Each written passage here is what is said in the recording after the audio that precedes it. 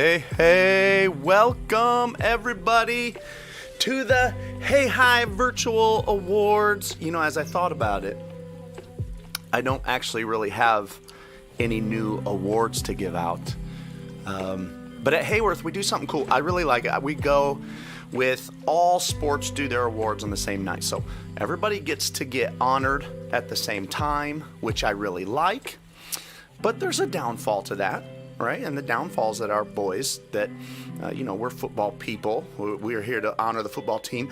Our boys don't get as much time or attention. Let me see which way my camera needs to go here. So the purpose of this isn't so much to give awards, it's to give attention. And then give our boys the attention they deserve.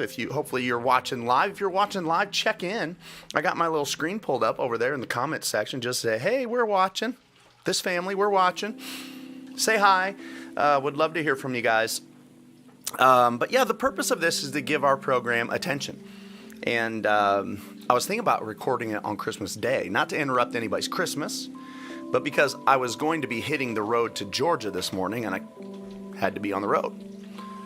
So we ended up pushing back our plans to Georgia, so it allowed me to record this morning instead. And I'll leave it up probably till around New Year's. Hopefully everybody gets a chance to see it. And just look back at our season. All the boys are busy doing other things now. Our basketball team looks great right now. Just won several games in a row and now is in the championship of the Hey Hi Holiday Tournament. So they're doing great. They look really good. A lot of our varsity football players getting a lot of playing time on the basketball court. Of course, Tyler Wills and Nick Feather both getting a ton of time. Maddox Clawwitter just got hurt. Rapson gets a ton of time in there. So a lot of those guys getting a lot of varsity playing time. Colin Cook had two big-time plays the other night. Who were we playing? Was that against Leroy? A three-pointer and one, and a lay-in and one. Both were great plays. So the boys are just doing a great job. There we go. The Greshams are watching. Good to see you guys, Greshams.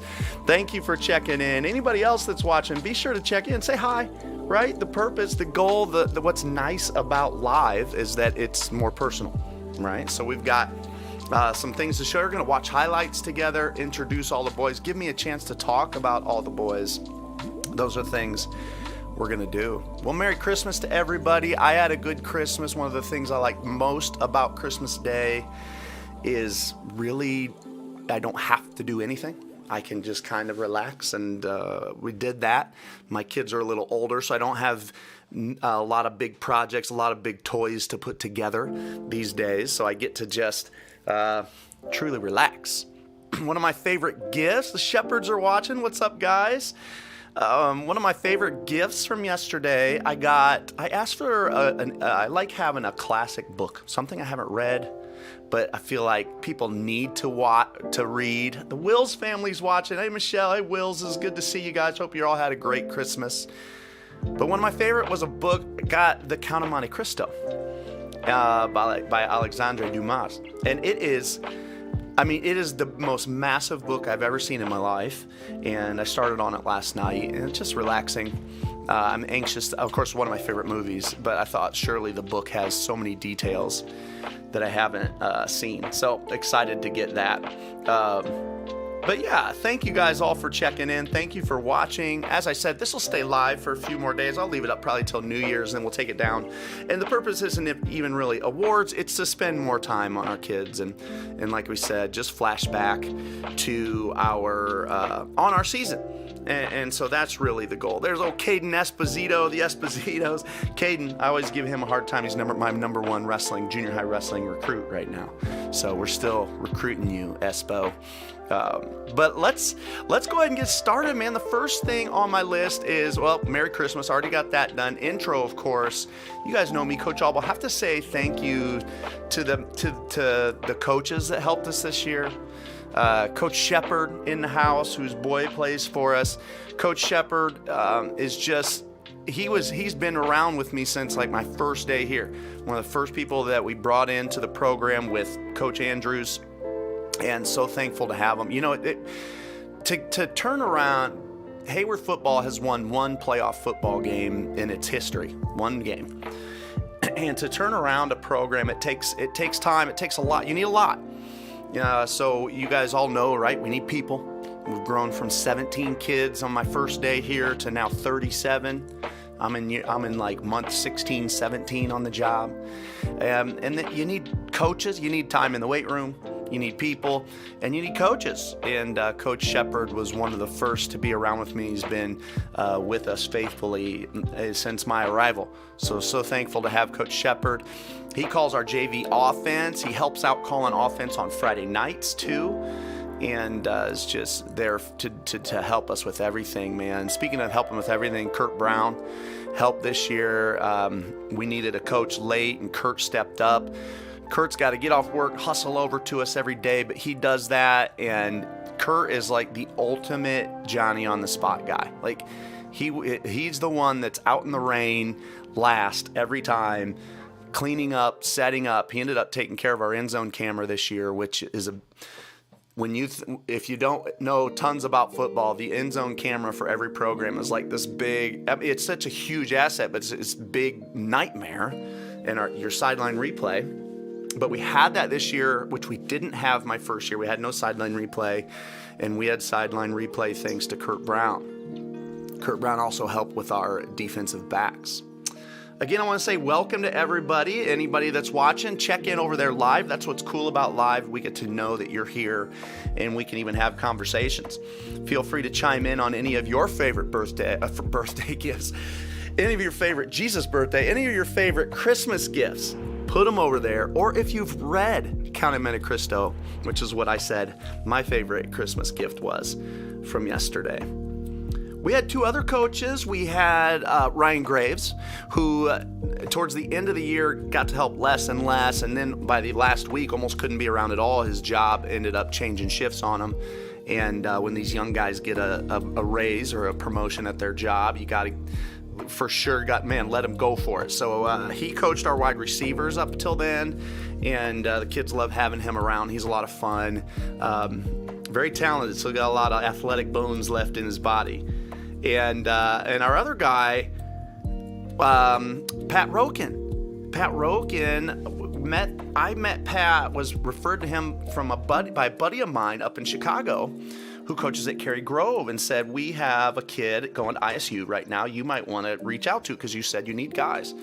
And Pat Roken ended up being one of our most, he probably put in the most amount of time on field of all of our assistants because he was always there, man. He's there with our water. He was always there early, setting up, cleaning up. Pat did such a great job, and I'm excited for him. He wants to be a teacher and a coach. I'm excited for him in the future because somebody, wherever he lands as a teacher, is going to get themselves a heck of a workhorse.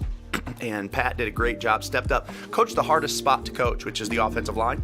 The offensive line is the hardest place to coach, and Pat Roken did that for us faithfully and had to step into that last second. He's got a bright future in coaching. He'll just continue to get better. Also very much liked by the kids, and he was the guru with his minions. Speaking of our minions, thank you to our managers, and that's Little Andrews and Little Strunk and Little Ryan Gordon. Those guys were fun to have around, always there. They had fun on their own time, but they also would help with anything we asked them to help with. So thank you to those guys, and those were Coach Roken's little minions, as he called them.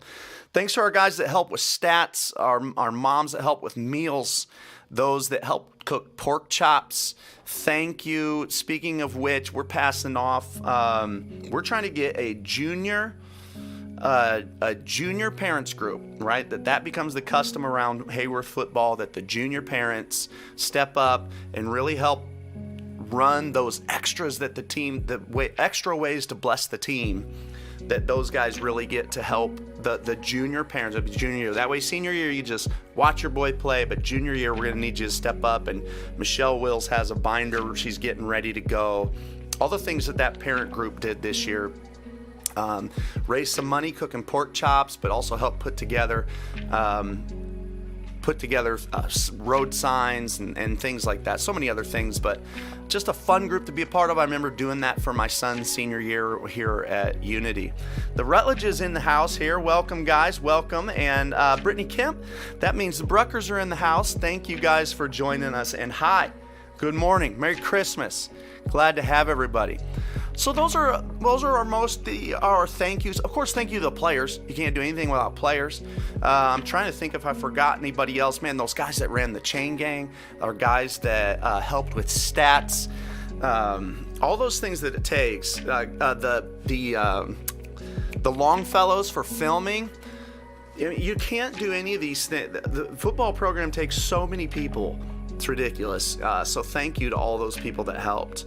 How's the sound, everybody? If any of the sound is off, like, do you need me to turn the background music down, or is my mic? The background music is just streaming from YouTube, so if you hear it switch to an ad at random, you know why. So thank you guys so much. I'm going to go down here to my little text and stay up to date here, or edit it to where we are, man. So I'm done with the first two things on the list. It's time to talk about the JV season. And you can see the ticker down there, keep you up to date on what we're doing, what we're talking about, and when. As we said before, I've said already a couple times, but I don't even have any special awards to give. Those were given out. It's really just called awards. It's time to spend reviewing our program and giving the guys, talking about the guys, because that's what we didn't get to do. We're going to see some huddle highlights here. It'll be fun, and just going to try to enjoy this for what it is. Our JV season, we're really excited about our JV team. We had a huge freshman class this year, almost 15 kids. And when you look at that freshman class, not only do we have 15 kids, but two of them, it was a very talented class, but two extremely talented players couldn't even play this year due to different reasons. One injury, one recent move in, and IHSA and all their rules, right? He had to sit out, but a great class. And then you put that together with our sophomore class, and thankfully we were really able to just play JV football with our freshmen and sophomores. Now, there were two games where one or two juniors dressed. Noah Maloney dressed. We wanted to try him out at some nose guard stuff against Eureka. He did there. And Devin Porzelius and Cooper Johnson both dressed for the Fisher game. And that was really just to have some depth for that game, because that was Fisher's whole program. We knew they were dressing a couple juniors and seniors, so those guys helped us then. But I can't overstate the importance of having JV football this year, because when I got here a year ago, we told you I had 17 kids. Then it was beg as many kids as we could, just so that it wasn't even necessarily to have a JV team. It was so that we could get those freshmen, the kids that we had that weren't ready for varsity football, a little bit of time on the field.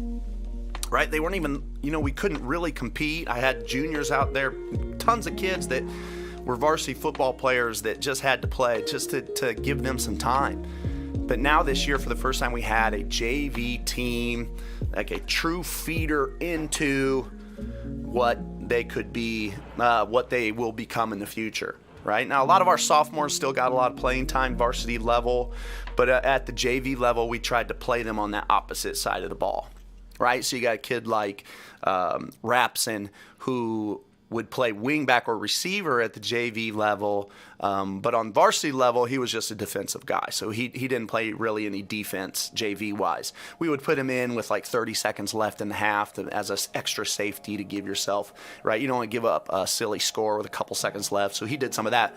But a lot of those guys were in the same boat. Guys that played a lot of varsity football would play that complementary position at the JV level. So to have a JV team, a true JV team, is just a huge asset to a program. And now as I look at our JV team going to next year, man, it just looks all that much better. So many kids that, when you go to a small high school, one of the detriments is that you don't get your development time. You're a young sophomore and you end up playing varsity football when really you should still be developing as a player. And the stronger our program gets and the more sophomores that are taking time playing JV football, the better we'll be on Friday nights. Right? I mean, the reality is not many guys should play varsity football until their junior year. You shouldn't. You're young. I mean, if you go into a high school and how long does it take you to tell the difference between the freshman boys and the seniors? I mean, it's night and day difference. There's boys and men, as the saying says. So to have a JV team developing here, and you look at next year, we hope to be able to put another good 8th grade or freshman class in with this one. And now we got kids that are playing JV football for 2 years, which is what it should be. You know, I was a solid athlete. I never played varsity football till my junior year. And I wasn't insulted by that. That was just the norm. And I didn't go to a huge high school. It was a little bigger than Hayworth, but that's what we want as a program. So hopefully you guys as families, we all know that the norm is that our freshmen and sophomores play JV football. When we're doing that, we got a healthy program. And that's what we all want to be a part of. We all want to be part of healthy programs. So the JV had a great season. I believe went 3-5, but really 2 plays away from being 5-3. Just a couple plays, right? The Nokomis game, it was, we had a lead, like a 2-score lead with a minute and a half to go. I'm just getting updates by text. And what a barn burner of a game that must have been. How many of you guys were there for that JV game at Nokomis? Heartbreaker. Obviously, we would love to have won it, but, you know, it's really about competing at that level. We see the Rapsons in the house here. Welcome, guys. Welcome, Casey. You know, and they're able to compete. So thankful for games like the Nokomis game. We beat El Paso in overtime. Fisher was a game that, you know, we played again. Maybe we can get them. We beat Tri-Valley. That was a good win. The Tri-Valley win, the El Paso win in overtime, those are good JV wins. And the Ridgeview game for the JV, man, the Ridgeview game. You know, so Ridgeview got us by a score, but I feel like we outplayed Ridgeview. I mean, we had 2 drives where we drove down the length of the field but couldn't punch it in, right? Something would go wrong, a fumble, a snap or something, you know, and those things happen more on JV level football than other levels. But the Ridgeview game was a game, you know, so many games were right there. We did get thumped a couple times, got thumped by Leroy, but as I watched that film over, that's a team I think we could play with JV-wise. And Eureka's JV team, they thumped us. And when I watched that game over, we could not compete with those guys. We played about as well as we could, and they just have too much firepower for us. Andrews family is in the house. Welcome, Andrews. Thank you guys for joining us. Hopefully we can give all of your boys their due time, their due attention that they worked very hard for and deserve. So the JV season was just a lot of fun. Coach Roken called the defense all year, and Coach Shepard called the offense, and Coach Brown was right there with them the whole year as well. So I was thrilled, like I said, not only to just have a legitimate team, but a team that was competing, really competing for victories. I cannot overstate its importance, and I think you're going to start to see that as soon as next year. I think you'll see the difference having guys on the field that came from a full year of JV football. I think it can't be overstated. Let's go ahead and introduce these guys. I'm going to pull up my list of JV footballers over here. I believe I have the full list. So let's just go through them. I'm going to go bottom to top on my list. The freshmen are not in alphabetical order. They're in a really random order here on my list, and the sophomores are in alphabetical order. But let's start with the freshmen. Top to bottom, man, JV football players. First up is Calvin Andrews. Hey, the Roamers are here. Welcome, Roamers. Thanks for watching. Merry Christmas to everybody. Calvin Andrews.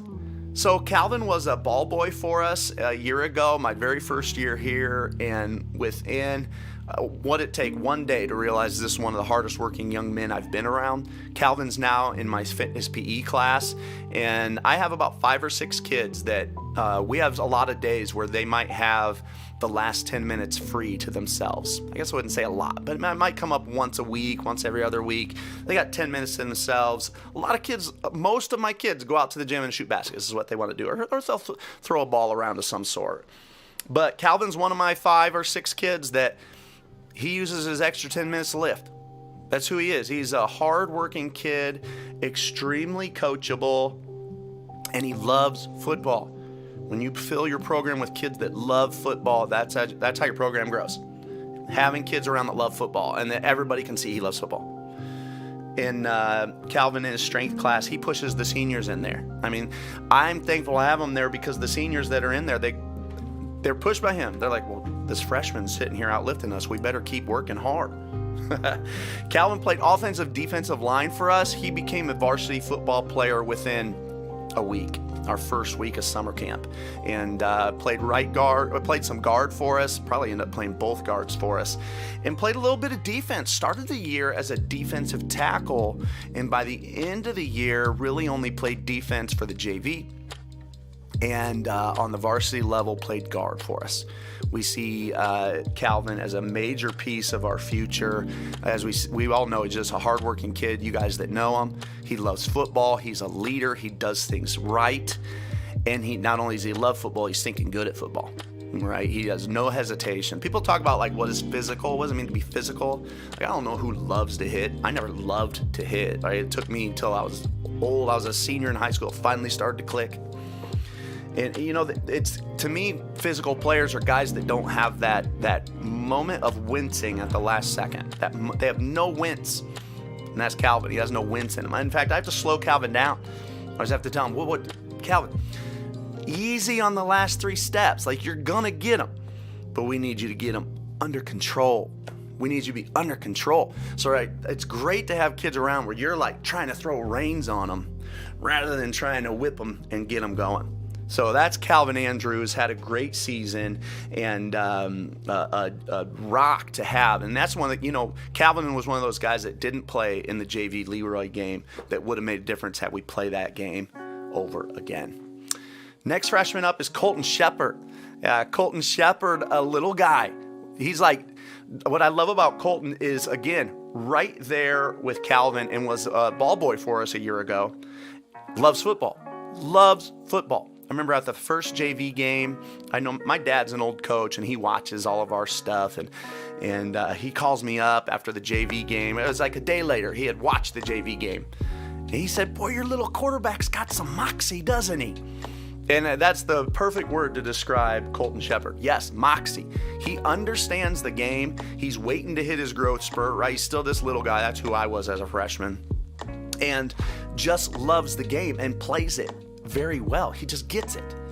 Defensively, we put him at monster because that you got to have smart kids out there at linebacker. And he's smart. He understands it.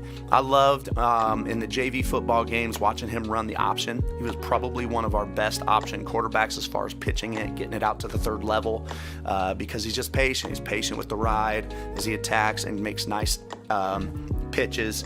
He throws our Boston and Bama screens very well. So he just does all those little things well. I remember he speaks well, right? How valuable it is to have a guy that can be loud and to have guys that when he's loud, and that's what I always tell him at practice, hey, one of your greatest assets is you're not big, you're not fast, but you're loud. Don't lose that. Right? He'd give me a little nod and he'd be right back to having a nice loud cadence. And I love that about Colton. The Johnson family, Cooper's whole family in the house. Welcome, Stacy. Hopefully Ryan's there too. Cooper, good to see you guys. Thanks for joining us and spending a little time with us this holiday season. And hopefully we just give everybody, and we'll watch some highlights, which will be a ton of fun. Braden Brucker's my next freshman on the list. Brucker, I kept hearing that this Brucker kid was a good running back. That's what I just kept hearing. Oh, wait do you see Brucker? Wait do you see Brucker? And we had a good summer together, and he stayed with the youngsters. And then here we are, like putting on the pads for the first time. And he gets his first carry, and it just makes you go, whoa, what was that? Like he has this burst. Talk about, you know how when I said a kid that doesn't have any wins, like Braden Brucker has 0 wins. He doesn't wince at all at contact right now. That is rare. If you are a wincer, that is not an insult. That makes you normal. I always say that. To not wince at contact, that's not an insult. That makes you smart. Every human should have the natural reaction to protect themselves. And some people don't have it. Somehow they can turn it off on a football field. I don't know how these guys do it. I couldn't do it until I was 17, 18 years old. I played 2 years of college ball. My senior year and in freshman, sophomore year, it took me that long in college to be able to turn it off. These kids that can do it as freshmen, I don't know how they do it. It's not normal. But Brucker he is a fantastic running back, hard to bring down, runs hard, led the JV in rushing, and just had a great season. He's also an incredible defender. Barely played any defense at the freshman level, and it was because we wanted to give.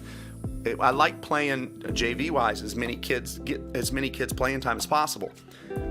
So Brucker didn't play a lot of defense just to give other kids time. And then by week 7, we put him in one drill and realized quickly that he might be one of our best linebackers in the program right now. And he ended up playing varsity football after that defensively before he got hurt. But Brucker's all healthy now, doing a great job playing JV football, JV basketball. These guys are fun to watch. My next freshman is Seth Maloney. And Seth, I hope he gets to see this, man. Everyone knows Seth has such a high ceiling. He is one of the fastest kids on the team right now, freshman through senior. He's one of the fastest. When he just is allowed to just play, he excels. Working like crazy with Seth on he's just been injured all the time. I hate it. He's so injured. But I think the highlight of Seth's year was playing defensive line. And when we found a home for him there, he just is allowed to just kind of play free. There's fewer rules defensive line-wise, D-end in our system. And he excels when he's allowed to just be himself and just play and just allow all these blessings that he's been gifted with, size, speed, and athleticism and strength, and he just plays, and he plays well. So a great season by Seth Maloney, and so excited for him for the future. We just got to get him healthy, and he's got a high ceiling. My next freshman is Lucas Rutledge. Rutledge is one of those guys that couldn't play this year. A talented freshman, talented, and you can see all the talent that he has out on the basketball court right now. Oh, I see the Flahertys in the house. Hello, Flahertys. We're just talking JV roster right now. We're going to watch some JV highlights. But Rutledge, I'm thankful for Rutledge because to come over, he goes 9 days into his season, comes over to Hayworth, and the IHSA won't let him play in a game, right? But he's still there all year. It is hard to practice all year and play no games. Who wants to do that? Nobody wants to do that.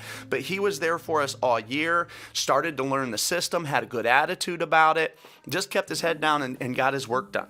And so I think that's a huge thing to say about someone that's not allowed to play, who stays the course and finishes the year for you. And Lucas is a quarterback as well, has a nice little arm from what I could tell, that's for sure, and has speed in there. So I'm excited to work with him. He's in my fitness class, just moved over into the driver's ed. So I'm hoping that Lucas will come with us in the mornings, second semester, and keep strength training. Parker Bell is our next freshman, and Parker played a lot of varsity football. He got to play some JV football throughout the year. We kind of went back and forth with quarterbacks, which is a longer story. I'll save you that one. But really, we wanted Parker to get varsity experience, but yet get confidence at that JV level. And Parker is right now kind of that main QB. He started off the year starting QB at the varsity level. So much that he does well. What I love about Parker is he is a hard worker. He's always there. He's always there in the weight room. And he really throws the ball very well, especially on the run. And you know how handy it is to have a guy that throws the ball well on the run? Well, ask any NFL. We'll just watch football on any day of the week, Saturday, Sunday, and you watch what a nightmare it is to have somebody that can run and throw, to do them both. And Parker can do them both. He's also a heck of a defensive back. So a talented football player that had a great season. You'll hear his name more in the year, or on the morning as we look at stats and watch film. So I don't want to spend too long on Parker Bell because Parker gets to get talked about a ton. These guys that got a lot of varsity time are going to get talked about a ton. But Parker's a special kid. This freshman class is loaded with them. And Parker, great attitude. With Parker, I kind of had to tell him a lot. like pull him off to the side and say, dude, do you realize you're the varsity quarterback? Right? You're allowed to be confident now. You're allowed now to walk around with some swagger and go, yeah, I'm the starter. Everybody listen up. Kletzy's my next freshman on the list. Braden Kletz. I love Kletz because he reminds me of myself when I was a freshman. Small guy. He loves football.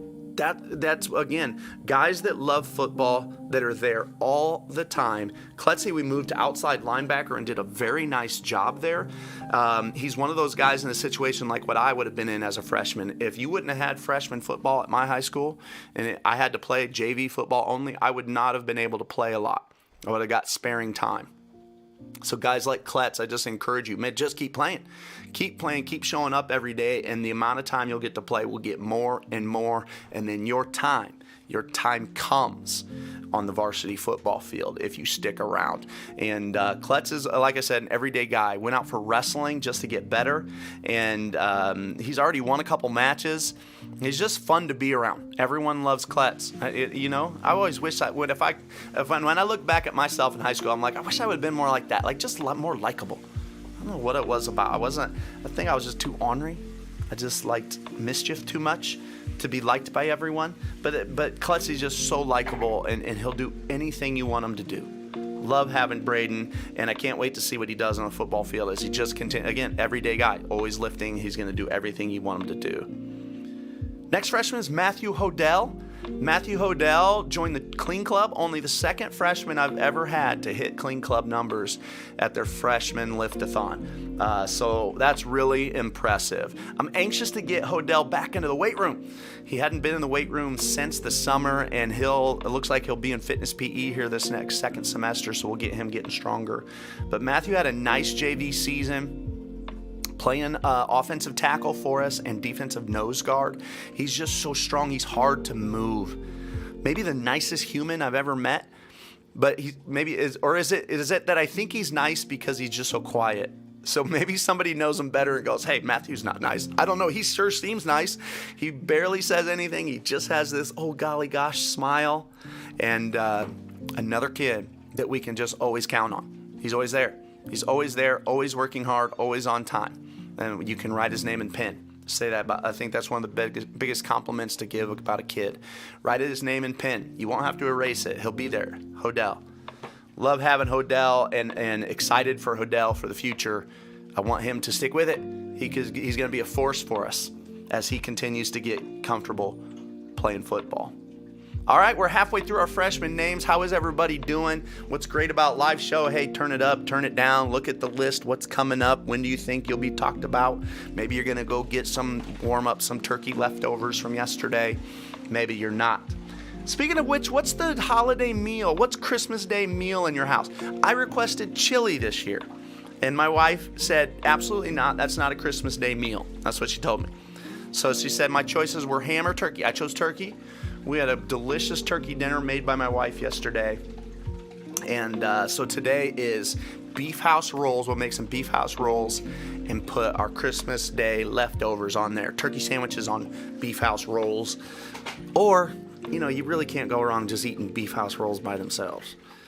Would love to hear what your guys' Christmas Day dinners are. I love hearing that kind of stuff. All right.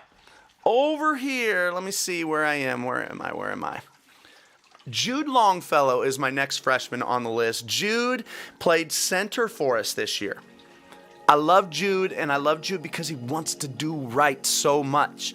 And that's actually the thing that gets in his way. He wants to do so perfectly that every little mistake he beats himself up over, right? And playing center is a hard job.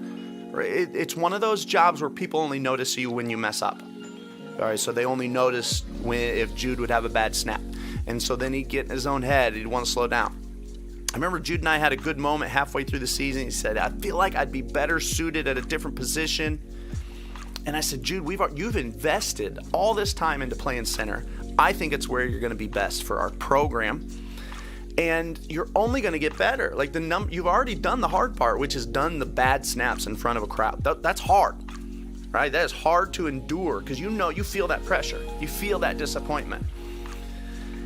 And he listened and stuck with it, and sure enough, his snaps just continue to get better and better and better. He didn't get much defense time. That's something that I think I look forward to seeing more of his sophomore year. He should be able to get some more defense time at that JV level, and should be that number one center on our JV team as he prepares to eventually take over that job for our varsity team.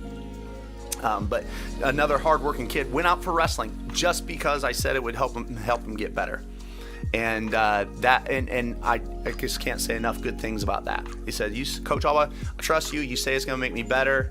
I'm gonna go wrestle, and wrestling's hard. Some people are like, oh, it's fun. It's fun. I never thought wrestling was fun. I was a lifelong wrestler. I never thought it was fun. I liked winning, and there were parts of the day, the tournaments, that were fun, but it's hard. But it's life-changing. That's what I always say. It's hard, but it's life-changing. The Greshams have breakfast at the Gresham house on Christmas Day. I never go wrong with breakfast. I didn't have these Christmas Day rules. My wife told me our house rules has to be ham dinner or turkey dinner on Christmas Day. Weston Mayfield is my next freshman, one of the famous freshman names that I spell wrong all the time. Weston, T-I-N, Weston Mayfield. Very athletic lineman guy. And he probably has the best defensive lineman stance in our whole program. The best stance. And it might sound, when I just say it like that, it sounds like a small thing. It's not a small thing. I feel like you can judge a ton on the potential of a player on their stance, especially on the offensive or defensive line. You see the athleticism and the hip mobility in a young man.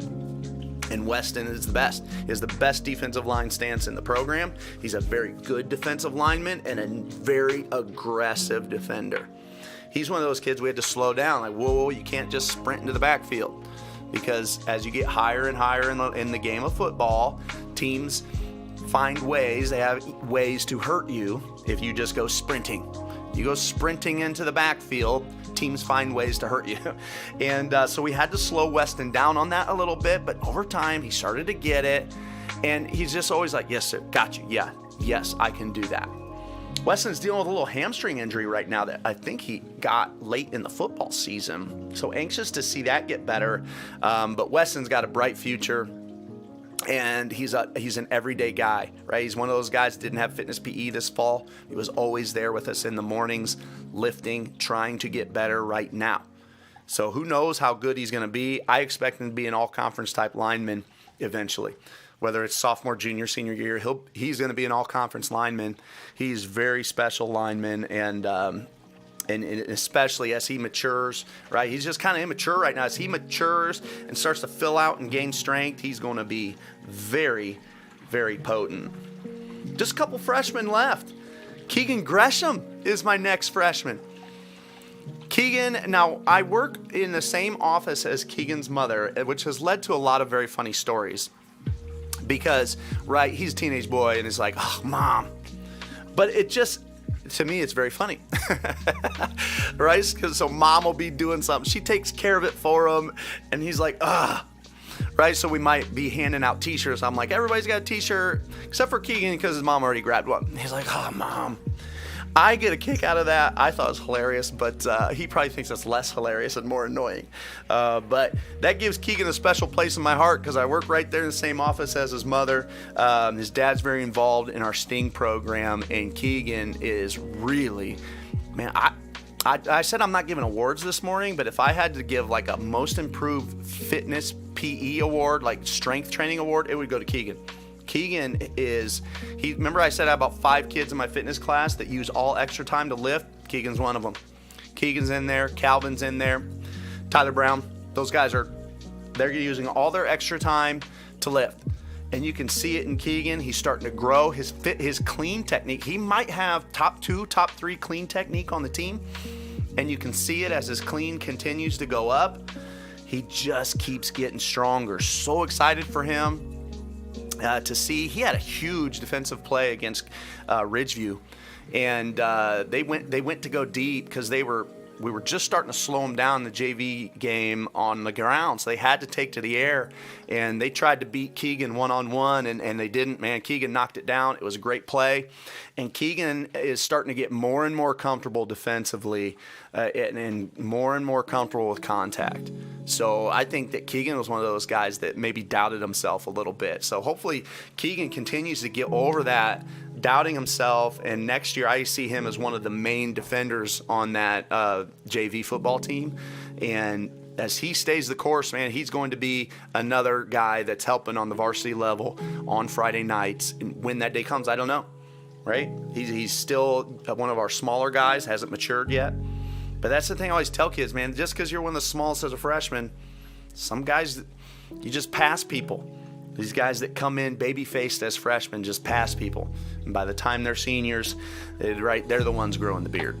You never know what's going to happen. But Keegan, everyday guy, I can write his name in pen, and you can count on him being there for us. Great season by Keegan. My next freshman is Walker Mullins, and I haven't seen Walker Mullins play football yet. But he turned into a great manager, and a lot like Lucas to say, and this is it's what Lucas did so well with not being had to be at practice every day but couldn't play.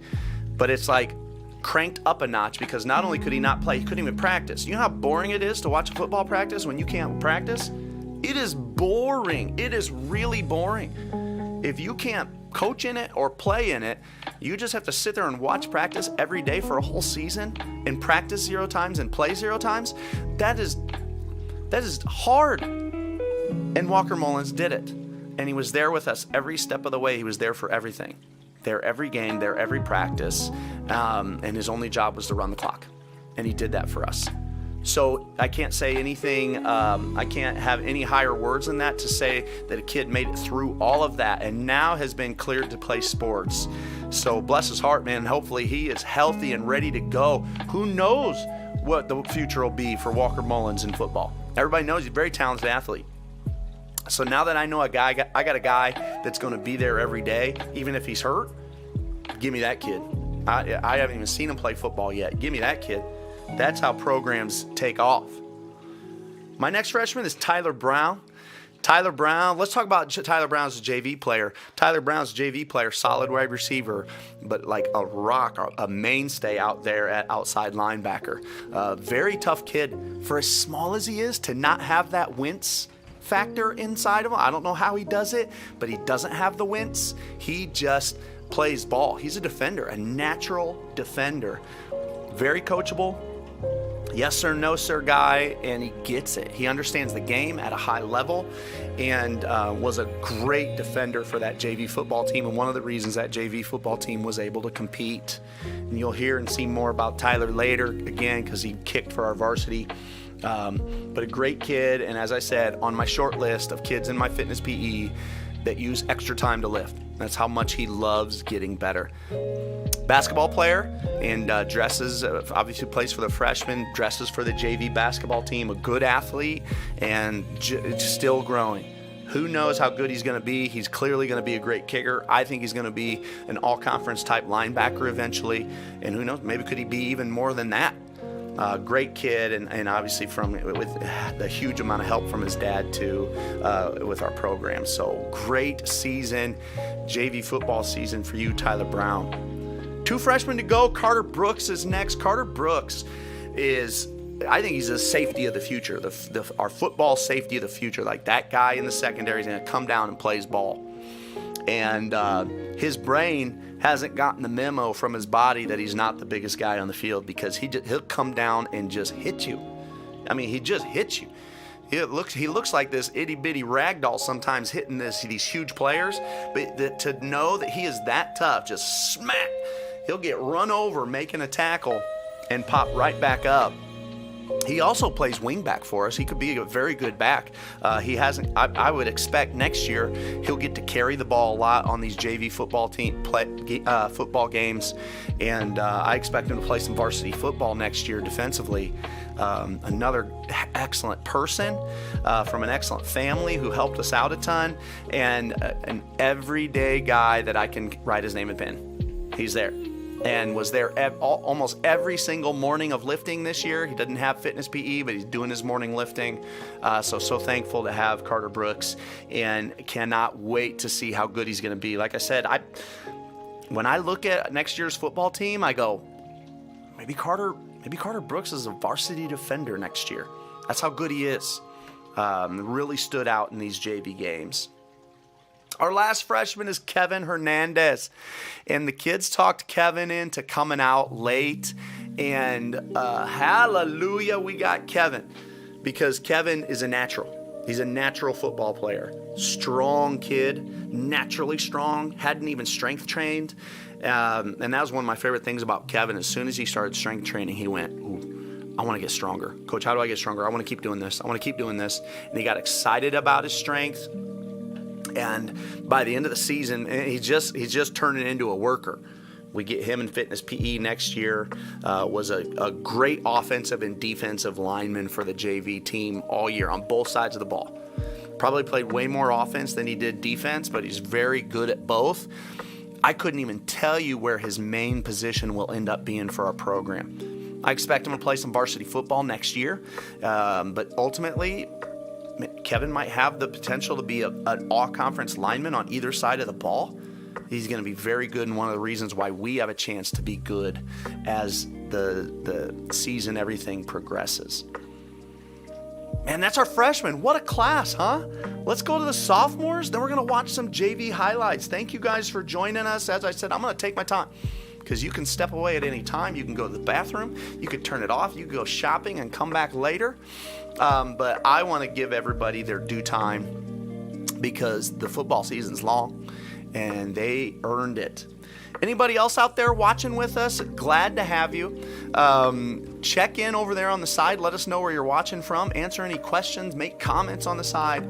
That's one of the fun things about having a live show, is that you can see all these things and interact with each other. All right. Before I start my sophomores, I'm going to have to make a call out to my family. What do I got to get? Oh, a charger for my other computer down here.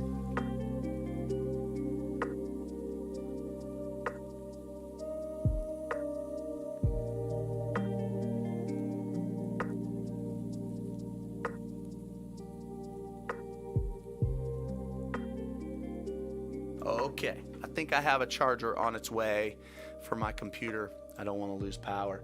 Cole Donovan, sophomore, played JV defense. Some of these sophomores, I'm going to talk about them less right now because a ton of them got varsity time.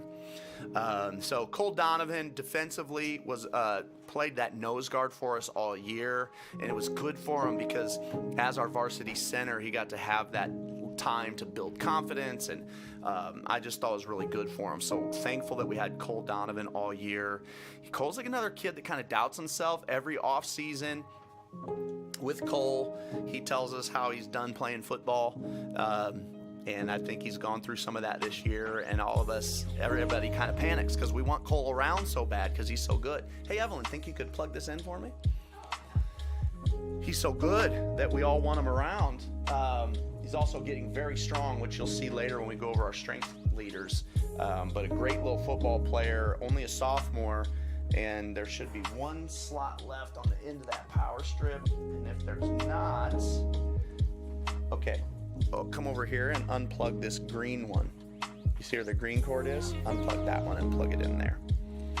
So Cole Donovan had a great JV season playing defense for him all year. Ryan Flaherty continues to impress.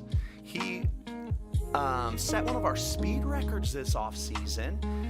Halfway through the season, I was watching him play, and I went, wait a second, Flaherty's playing defense at a high level right now. And he earned his first bit of varsity time. Got sick after that, and so he didn't get as much couldn't play anymore, basically. But he would have been starting at middle linebacker for the varsity his last 3 games. But he did get to play in one game defensively. But he just continues to come into his own.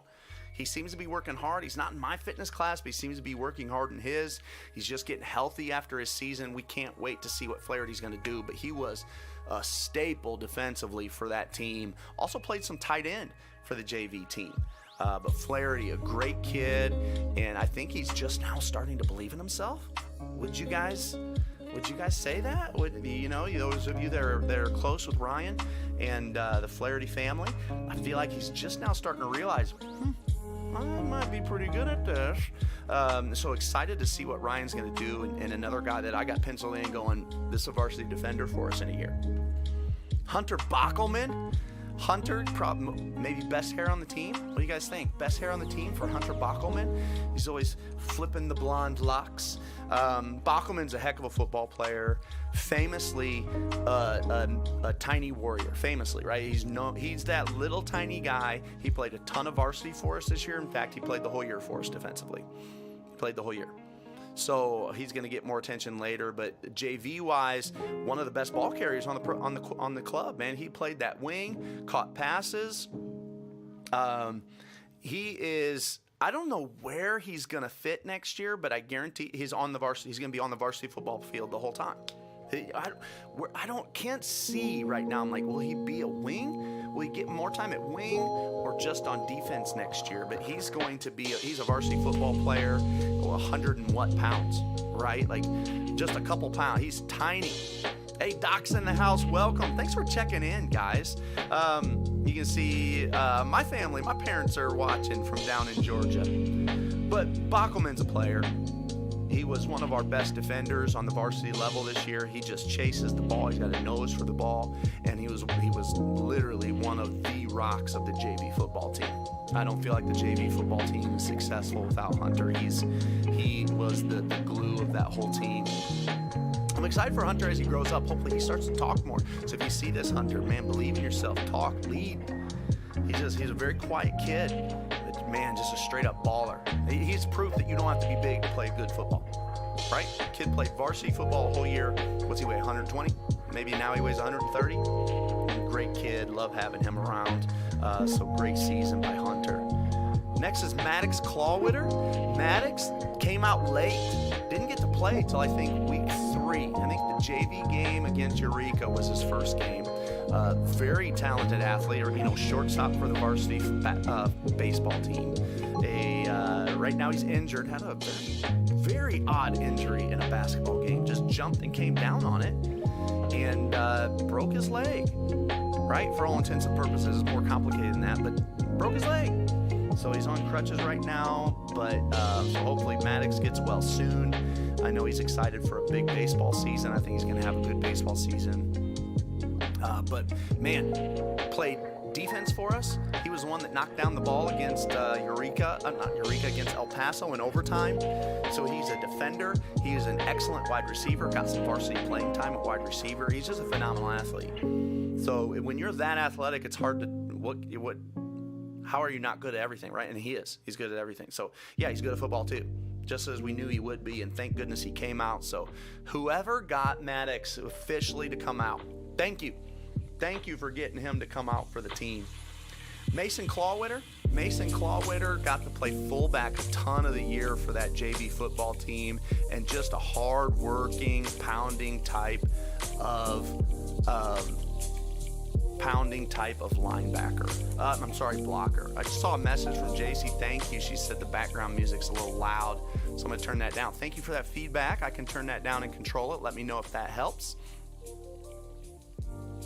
I wonder what it was about the background music that made it loud. Let me go see if I can. All right.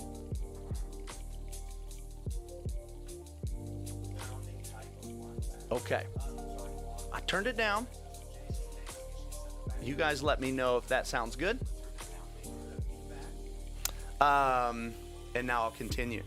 So we're on to Mason. Mason turned into a pounding blocker for that JV team.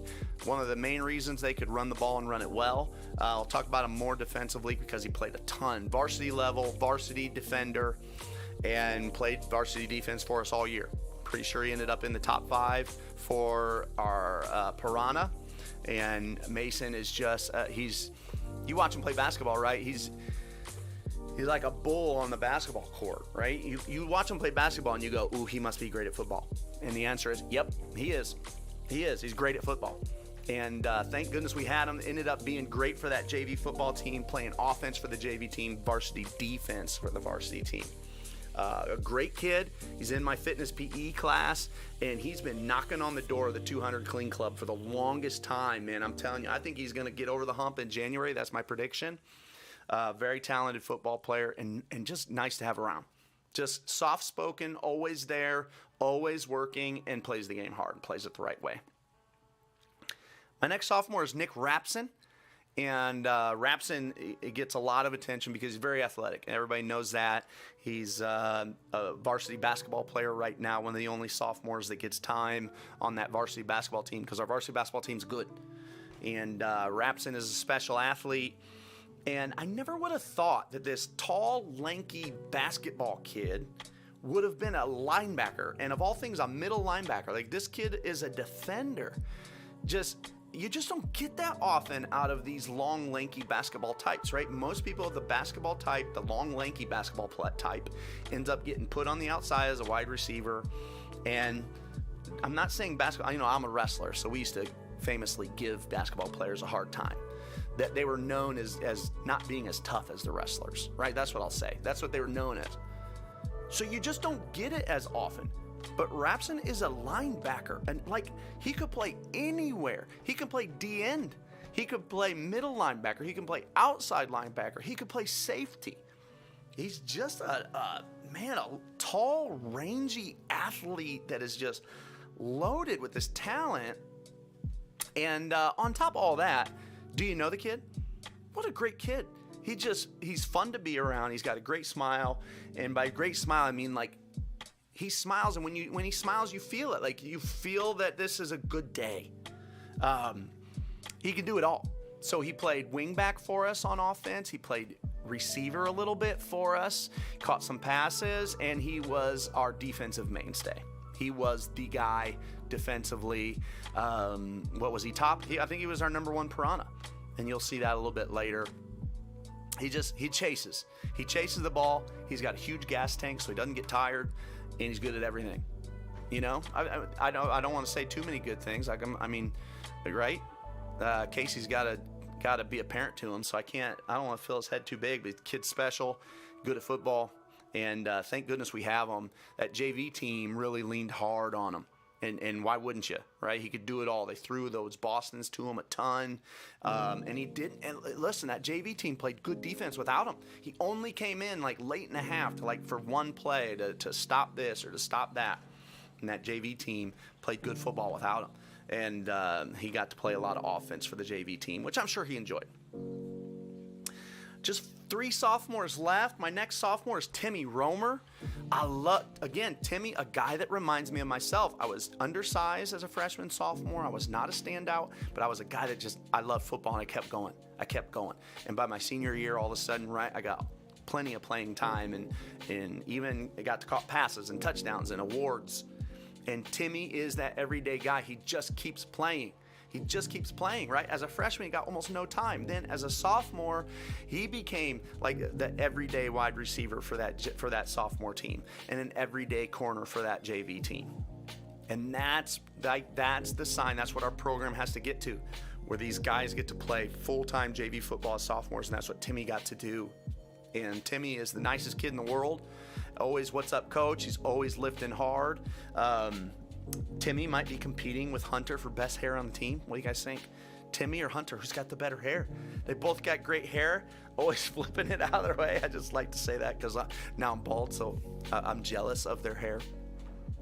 But Timmy just keeps getting better. He earned his varsity letter this year because we started him in the first 2 games. We valued, especially early in the season, we value guys getting rest, and Timmy gave these guys rest. And I knew I could count on Timmy because he absolutely knew our formations. I absolutely knew he would hustle in and out, and he's a good communicator, and he could do those things well, and that's how he earned a varsity starting spot this year early in the season. So great season by Timmy, and Timmy's just going to continue to get better. I hope he just continues to get stronger. He continues to play ball hard. I see him fitting in varsity level on defense some. That's where I see him fitting in next year. So I'm excited about Timmy. My next sophomore is Boston Tillman. And Boston, another kid that couldn't play this year. And while Boston wasn't quite as everyday as a guy like Lucas and Walker, he was awfully regular. And he just started to miss a little bit more as the season went on. You could tell he was getting fatigued of not being able to play. But Boston can really sling the ball. Who knows? If we can get Boston... He's just getting all of his grades right, and he's starting to get on the right track. I think Boston's like that great X factor, man. Like Cody Bellinger for you Cubby fans. Like, look out for Bellinger. Like, what if? Like, and that's Boston right now for us. Like, he doesn't get talked about much because he couldn't play last year. But if he gets cleared and buys in all out and starts lifting hard, he's really talented. So if all of a sudden Boston Tillman, you start hearing that over the loudspeaker on Friday nights, you heard it here first. Don't be surprised by it. He's got the talent to get it done. He's a lot of fun too. You ever heard him talk? I love his accent. I love hearing him call out the cadence. Down, right? I mean, he's got that Kentucky, some Kentucky Louisville twang to it. My last sophomore is Ian Delar. And Delar is probably Scout Team Player of the Year. He's a guy that he only knows how to try as hard as he can. It's all he knows how to do.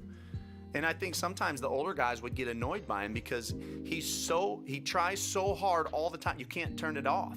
He won't turn it off. Thank goodness, right? That's what Rudy was. That's what you have to have. Like Ian is our Rudy. He doesn't have a turn it down notch. His dial is stuck at 10. He will go 10 out of 10 all the time. He doesn't flinch for anything. He always smiles and tries to get better. I remember there was one moment where Ian got frustrated this year because he's our scout team mainstay.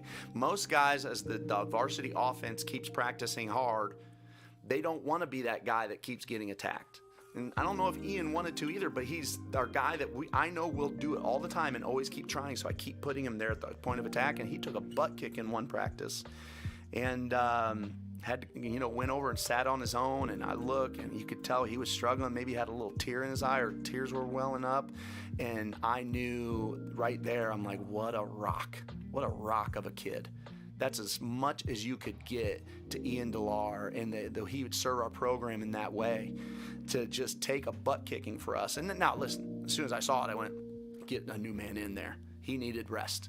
And but just to know that he's that everyday guy that you can push. So thank goodness for Ian Delar. And you'll see some highlights of Ian Delar here soon. But that's our JV roster. Let's go watch a few hot JV highlights. How is everybody doing? Thank you for joining us live. You see, that was our first half of the show here, talking JV football. We're not going to spend a ton of time on highlights, but I want to at least give a chance to watch some JV highlights. Let's flip over here, and you guys should be starting to see this now. Let's see. There we go, JV highlights. I'm going to switch my screen over here so I know that you're seeing it. And our season started off here at Tri-Valley. At Tri-Valley, Tri-Valley, we were just too much for Tri-Valley. And you could tell that, here they are offensively, and we just overwhelm them. But we got a lot of this. Look at that. Who's that? That's number 2. That's Seth Malone. See, you can see right there that potential coming out in Seth. Seth's filling here from this middle linebacker spot. Boom. Right? When you just let Seth play, he can really play. 4th down stop right here that we got against Tri-County. I think this one's Weston, comes through, right? Now, when a kid makes a play like that, right, and I told you're trying to tell him, hey, don't just go sprinting in there. In his mind, you're going, why not, coach? It's working out pretty well for me. But it doesn't always work out so well. Great play there by Weston. Another defensive highlight here. It looks like you guys are seeing these highlights. That's good to see. I might need to switch this up over here. Let me go back to my screen. I think I need to shrink this down a little. I'm going to shrink that down. All right, tell me if that's going okay.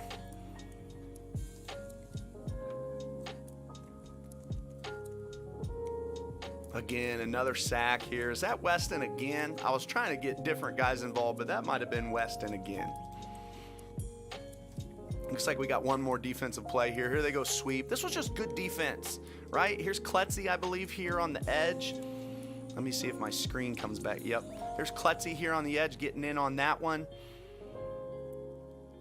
Looks like Colton Shepard coming in and spinning off. You can see Shepard right here, number 10, getting under this block, spilling it. It's called spilling it. Nice job spilling it. Spins out and gets in on the play, along with, I think that's Tyler Brown right there behind him.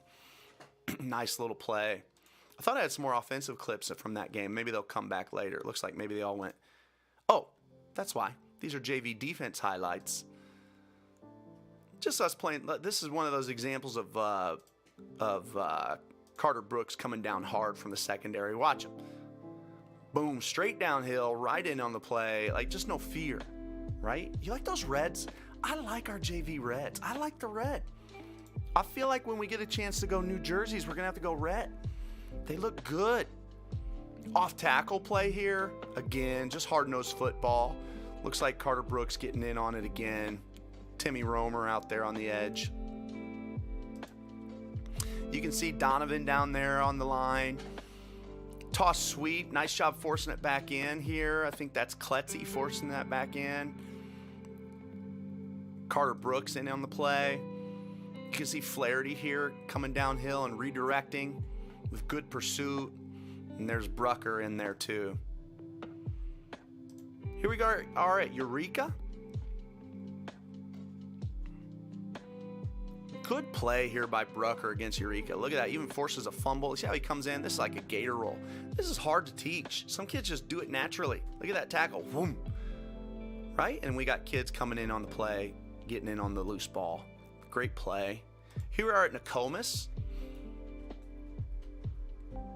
Boom. Look at that linebacker, Phil. Who's that? That's Brucker. See Brucker dip underneath this. You can watch him right here. Here's Brucker here in the middle. Dips underneath a blocker. Boom. Gets in on the play. And it gets cleaned up here by, who's that? 33. Is that Brooks and Brown? Nice little play. Another one at Nokomis. Boom, ISO, good fill by Flaherty. Look at that, just fills right in the hole. Ryan Flaherty. Boom. Good defensive play. Toss sweep. I just thought these guys did a good job stretching that out, and you could see how many white jerseys were getting to the ball. Nice play by Maddox Clawwitter, just shedding this blocker right here. Getting to the ball. Here comes Brooks. Here comes all of our pursuit. Looks like Flaherty, Mason, Brown, everybody's coming. Wait, no, 9 is Gresham. That's not Kletzy. That's Gresham. So that means on those last couple plays would have been Gresham as well.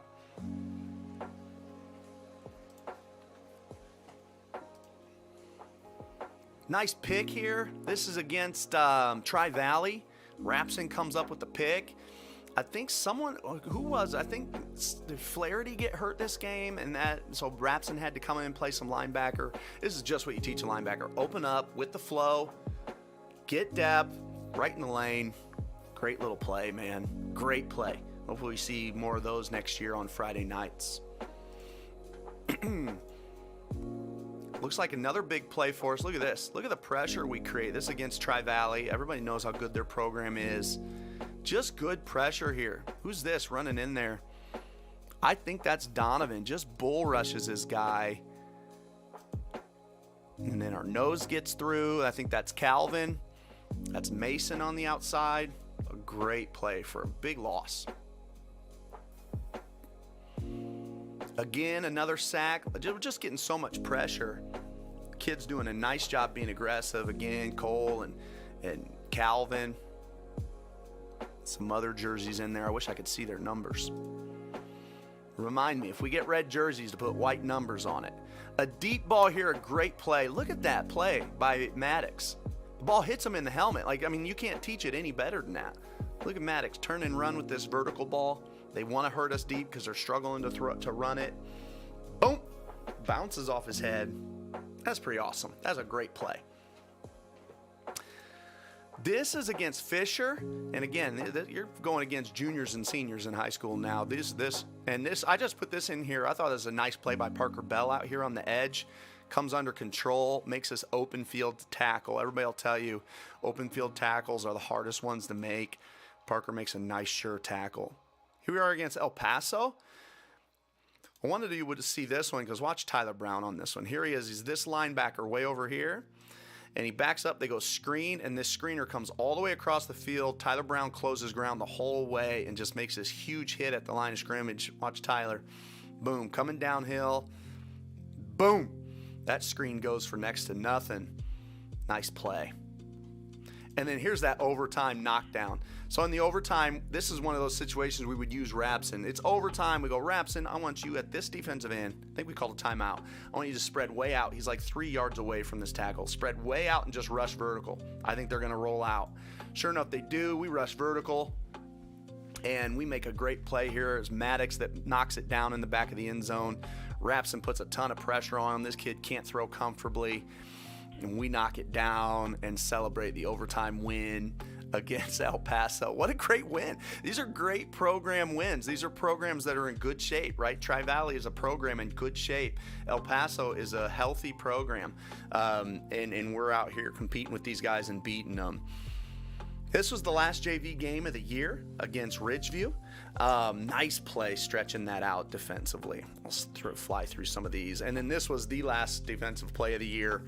Now, they didn't get any of it on camera, but Tyler Brown here makes a sack and forces a fumble.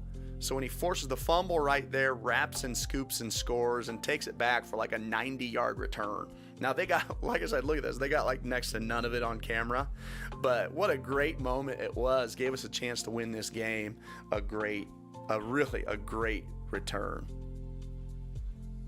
So now we can come back over here and we are on to the next thing. That is the JV highlights of the year. And I'm going to go update this text box. I think what's next is film room as our little break in between. When we would watch film this year, anytime we're in film, and I need to do it more and more because it actually turns out it's a lot of fun. But anytime something interesting or fun would come up, we would just like screen capture it.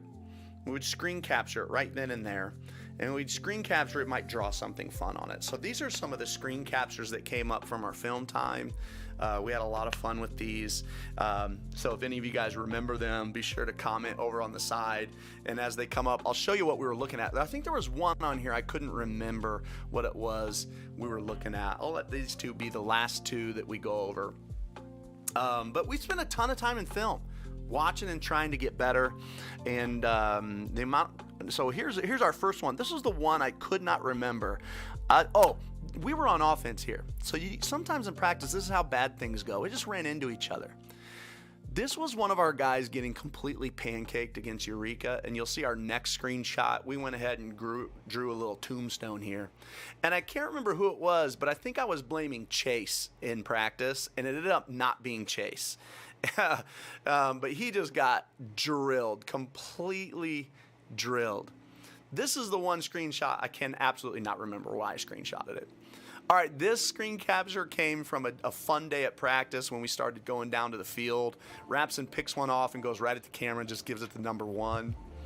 Here's Coach Roken trying to stay out of my way as the scout team quarterback. He goes down on the ground and rolls and puts his feet in the air. Who is this, guys? I can't remember who this was. They got hit so hard against Ridgeview, they literally got knocked over with their feet in the air. We had to screen capture it. This is Feather. We said the next time we see you blocking, Feather, it needs to look more like you're pushing a lawnmower, not pulling.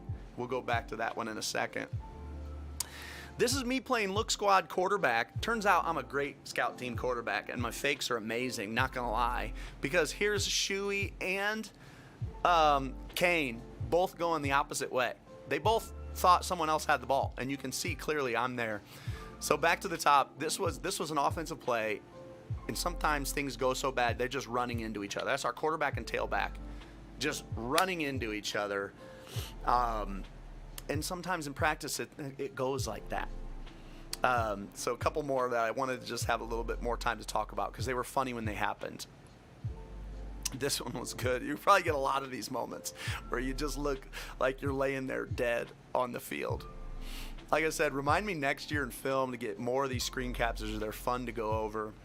This one, and this is one of the reasons why we kept going down to main field for our team time. The amount of energy we would get out of team time just brought a lot of life there in the second half of the season. So that's something we'll continue to do, is when we go team, we'll go down to the main field for our team time. Like we said, again, I can't tell who that is. I see a 7. Is that 72? Is that Gage? Is that Gage that got lit up? Okay, this one for Feather. We said, you see how it looks like you are pulling that lawnmower? You got to block, and it's got to look like you're pushing a lawnmower. And so here's the play where I clearly have the ball. I'm getting ready to throw it, and there's Kane and Shuey so faked out by the fake, they're going the other way. So like I said, we needed to get more of these screenshots. This was fun. It always makes for a good change of pace while you're in film. Sometimes, sometimes kids might be getting an earful when they're in film. So do these things to lighten up the mood. All right, back to our main stream, man. We are now down to our varsity football overview. Thank you, everybody. What a great JV season. Thank you for joining us. We're going to talk varsity football now. And when we get through this varsity football, we'll be done. So thank you guys for joining me. If you haven't checked in yet and you're watching, let us know over on the side. That's what's great about being live, is that you can actually be live and interact with people. So if you have anything to say, comments, any thoughts, stories, chime in over there. Okay, let's talk varsity football. As I said before, a varsity football season takes so much. And this was a hard season because it's, myself, all the players, everybody's anxious to be good. You want to be good. You want to win games. And our program is not there yet. And it's hard on us. It's hard on me. It's hard on the players. And we used to talk a lot about, and I believe in this wholeheartedly after the games. You would say, hey, this weekend, each of us has to go home and assume, we have to all assume that we are the reason, I personally am the reason why we're not better. Each of us has to take that attitude home. Because if you take the opposite attitude home, nothing ever changes. If I just always assume that it's the player's fault, players assume it was my fault, running back assumes it was the quarterback's fault, quarterback assumes it's the line's fault, line assumes it's the running back's fault. If all of that is all that happens, no one ever gets any better. The only way to get better is for each of us individually to assume that we are the reason we're not winning, and what can I personally do better to get better. And I believe wholeheartedly we got better this year. If you look at our game against Gibson City, it was a good football team that played a lot of football teams that we had lost bad to very close, in close games, lost close games to a lot of good football teams. And we lost 33-7. Man, we couldn't move the ball. So offensively, we're still struggling. They had 3 big, strong D linemen that hurt us up front. But we threw 2 interceptions in our own territory. If we were able to move the ball at a normal pace, right, which I think we'll be moving next year, I think that's a game we win 21-14. I mean, they struggled to move the ball on us. Right? We really dared them to throw it. They ended up completing a couple passes, and that's how they would have ended up in the end, still being able to punch in a couple touchdowns on us. So we certainly have things to work on still, but you could see the difference. I mean, we played very good football in that game. We were down at half, I believe, 14-0. It was a winnable game, and that's what you want. You got to play games that you have a chance to win, that you're still in at halftime. This program, we've been through a lot, and there's been a lot of times where it was over by halftime. And I know that was the case before I got here. It was the case a couple times in my first year. It was the case a couple times this year. And we will continue to compete better and better and better each year. And some things we couldn't control, like the fact that we had 3 powerhouses in our conference on our schedule this last 2 years. Not a lot of programs have to play 3 powerhouses in a year. State championship potential type teams, and we did, right? So you got that working against you too. You can't control that, and it happens sometimes and sometimes not. It doesn't always have to do with how big the schools are. Sometimes people on your schedule are loaded, and that was our case in the last 2 years. But we are hopeful to continue. Not hopeful, man. We're determined We're going to continue to play better and better football year after year after year. And if you guys will stay the course with us and keep committing, I know it takes time. That's why I thought this was important to do. No way could I honor this program and the kids in 15 minutes at the banquet. It's already been an hour 15 of this live thing, and I haven't even started the varsity. You got to have that time, right? But these kids work hard, and if you continue to work hard, nothing could happen but good. We're working our tails off already as a coaching staff, trying to add good pieces to the puzzle in the coaching staff so that we can do better by you, the program, the families, the kids. We're going to do better by you, and I'm determined to get better. Man, I've been studying this game at a really high clip, like really trying to be good at it for 17 years now. I mean, really dedicated to it. And I feel every bit as dedicated right now, if not more so, more determined to get better and learn more than I ever have. That's how hungry our staff is and excited to keep coaching you guys. So that's what we're going to do. We're going to keep plugging into this and keep pouring into you guys, into this program, into this school and community. And you watch, man. We are coming up on that corner and turning that corner. Let's introduce our varsity football players, and then we'll look at the stats, and then we will go through some highlights and finish this thing out.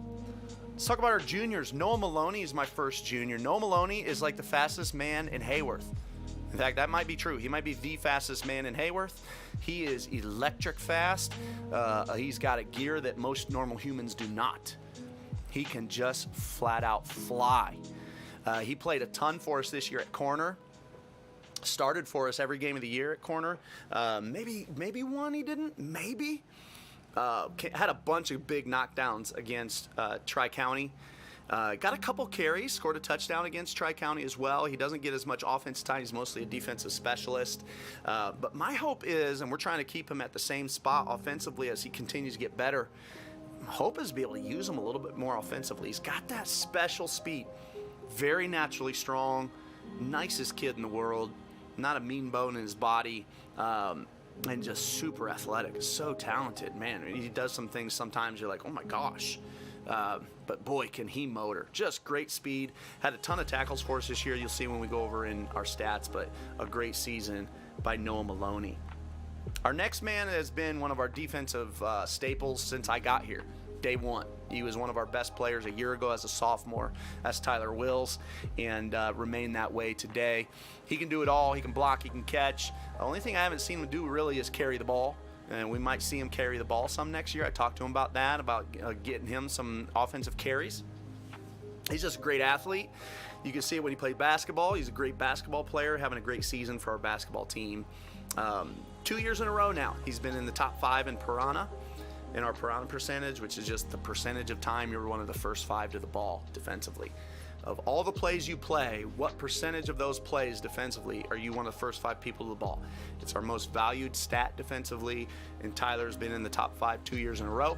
Him and Shuey, the only 2 guys that have been in the top 5 2 years in a row. Or is that not true? I think Chase made it again too. So those 3, 2 years in a row. So Tyler is an incredible defender, great athlete, was nominated as a captain for this upcoming year. And you'll see some of his stats later. But just, he's a good kid, man. A really good kid. Works hard. He's there all the time. He's got a great attitude. And even when he's down, he doesn't seem down. Like, he's one of these guys where it's, right? He doesn't get too high, he doesn't get too low. He's just an even keel character, and a good football team has to have that. Has to. Yes, every football team wants a hype guy, but what you need more of are these guys that don't go up and down. And that's Tyler. He doesn't go up and down. He's the same guy, consistently the same guy all the time. Love having Tyler around. Like I said, he can do it all for you. So who knows what he'll end up doing for us next year, but he can do it all. A lot of times he's determined by what can other guys do. He's like, I can do everything well, so what does everybody else do well? You fit me in where we have a hole. The next junior is Chris Gould. Now we have less juniors and seniors. Some of those fresh soft took longer. Just 7 juniors and 7 seniors. Chris Gould. Chris Gould is your guy. If you ever see him, glasses like this and headphones around his neck. I remember he was wearing that the first day I showed up at the meet and greet, my first day on the job. And probably the first day I see him back from break, he'll be wearing the same thing.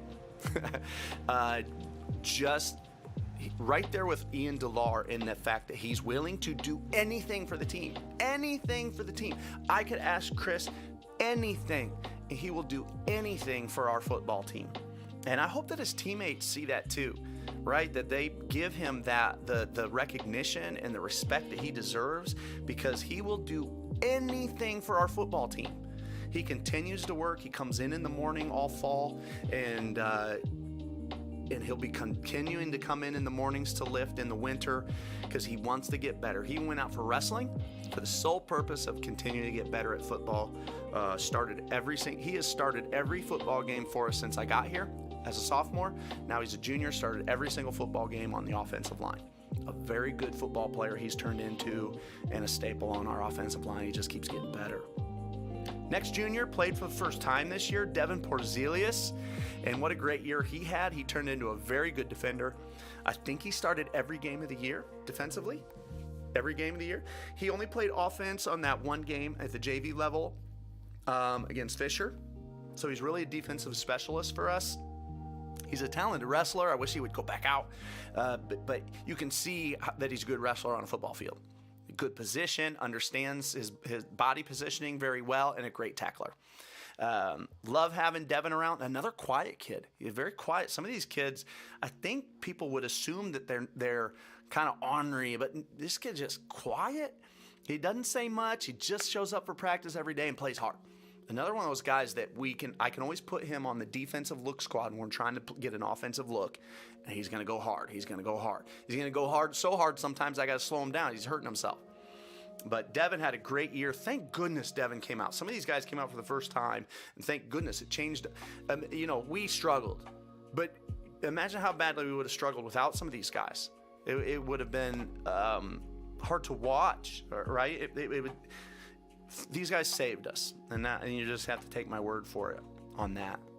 My next junior is Cooper Johnson.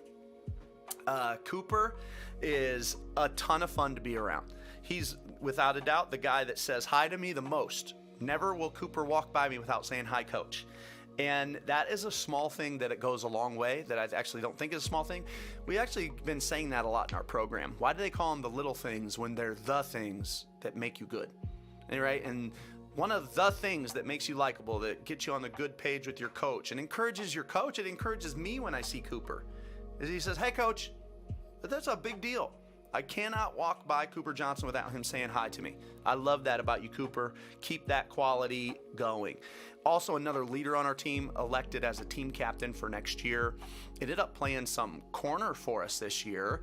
At certain times, played more and more as the year went on defensively, but he was our tailback. I mean, Cooper was our tailback this year. He was the leading rusher on the team, and got hurt early in the year, which I think slowed him down and hurt his confidence a little bit.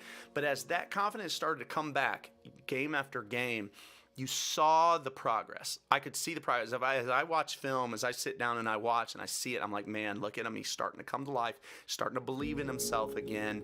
The injury early in the year, you could see just hurt his confidence, hurt his ability to attack. And as that came back, you could see why he had that spot in the first place. He's got great speed. He runs hard. He has really good vision. Really enjoys getting behind a blocker and then bursting at the last second. In fact, sometimes he likes being behind blockers so much he'll almost wait for a blocker too long, right? There are some times where you think, okay, he's too slow. You're gonna have to go. It's okay to go ahead and pass him, right? You can take this open space, but he's just so patient, and he just has that really good vision. You'll see plenty of his highlights when we go to our highlights. But he was that main ball carrier all year long. Incredibly smart, understands the playbook. He understands, one of the things that I didn't do well that I have to get better at, which we're working so hard at this offseason, is I kept making little tweaks and adjustments. It was the first year in this offense. And while other kids, quarterback, fullback, whoever else would be like, wait, well, how do we do this now? Cooper always knew. No, we do it like this now. We do it like this. Remember, we changed it like this. He always knew. So really bright, and thank goodness had him in the backfield. He could always kind of fix all the little mistakes. Great season by Cooper. I'm excited for next year. Next is Gage Gaber. We only have 2 juniors left. Gage Gaber is like our main OD lineman. Him and Kane Thomas, like those 1-2 punch. We ran behind Gage as much as we could. You run behind Gage and Kane. Them two were the most dominant linemen we had, and both did a very, very good job. I believe that Gage would have started on any offensive line I've ever had. He really gets off the ball hard. Another very bright kid. Quick adjustment. He makes the adjustment. He's got it. Also hard-nosed. Man, like Gage, our trainer likes to tell stories about Gage because Gage is always fine. He could barely be able to walk, and you ask him what's wrong, he says, I'm fine. Right? That's not an exaggeration. He can barely walk, and you say, come here, let's see the trainer, and he say, no, I'm fine. And we say, what do you mean you're fine? You clearly are hurt. You can't walk. I'm fine.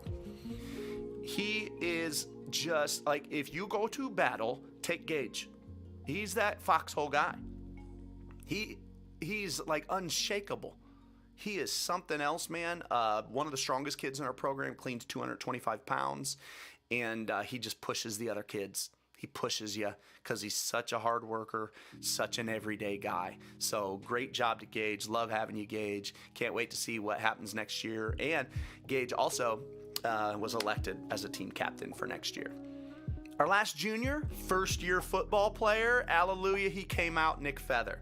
And everybody knows Nick. He's one of our basketball standouts, big old kid that you're going to put him off the bus first. The type of kid that other kids see and go, oh no, they don't want to play against them. So Nick did such a good job this year. And again, never playing. And football's a hard game to just pick up. It's not hard to be good at, but it's hard to get used to the contact because it's abnormal. Remember what I said, like the normal person protects themselves. It's abnormal to not be uncomfortable around contact. And you could see, and he's so hard on himself. By the end of the year, he would still get frustrated that he couldn't block as well as he wanted to. But man, if you put clips of him at the beginning of the year and him at the end of the year, how much he's getting better, and he continues to get better, he's going to be a force to be reckoned with. Caught several passes this year and a couple touchdown passes, so everybody knows how skilled he is with the ball. Even played a couple downs of defense at nose guard, and just a strong young man who's super athletic. You just don't get that athleticism into as big of a person as he is often. It's very rare. Nick was also elected as a team captain for next year, so congrats to him. That, this talks volumes about who he is as a person.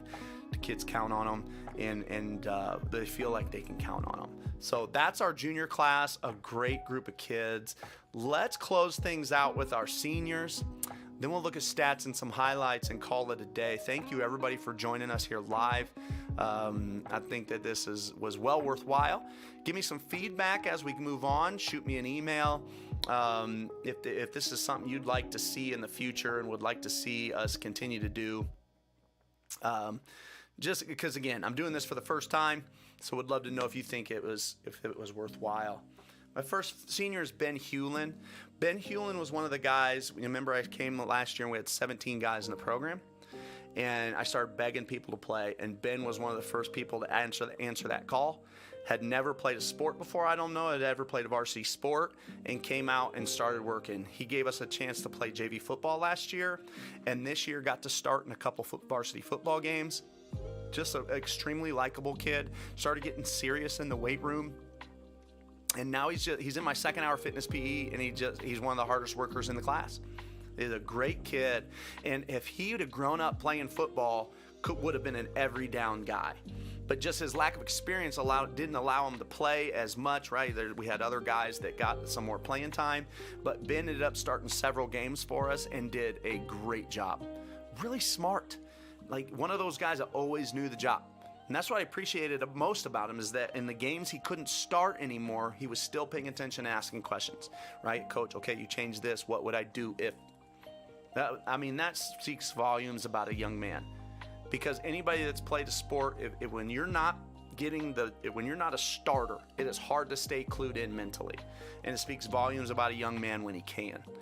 So Ben did a great job, well-deserved senior year, and all the honors that he got as a senior on senior night and the start on senior night. Well-deserving of it all because he just did it the right way. He paid his dues, came out for the team as a junior, and stuck with us. So thank you, Ben, for sticking with us. Next is Jesper Mellon. Jesper, foreign exchange student from Sweden, just said, hey, I'm in America. I want to play American football. Jesper ended up starting for us the first game of the year. I think that was his only start of the year, but he started for us and did a great job against Tri-County, right? We scored 50 points. He was there at left tackle. And also kicked onside kicks for us all year. He really focused on that as the year went on. Loved having Jesper around. Nicest kid in the world. And he just got to experience American football. So again, another kid, some of these kids that came in that changed our year. I mean, even having the ability to have people on the other side of the ball, like when our offense would practice, on the days he wasn't starting or the weeks he wasn't starting, to be able to have a guy over there on defense. I mean, just an everyday guy we could absolutely count on. Right? If you're from Sweden, do you ever get to play football again? Probably not, but I am glad that he has this experience to share with his family and to have with him for the rest of his life. As things come up, he'll be able to say, yep, I played American football, and I was a starter. Our next senior is Jacob Shoemaker. Everybody knows him as Shoey, of course. That's all I ever call him, is Shoey. Shuey had a heck of a year, came out for us as a junior, came out late. We had to talk him into it. And now when I look back now, or he would get ready for a game now, I'd say, can you believe you almost didn't play? Can you believe that?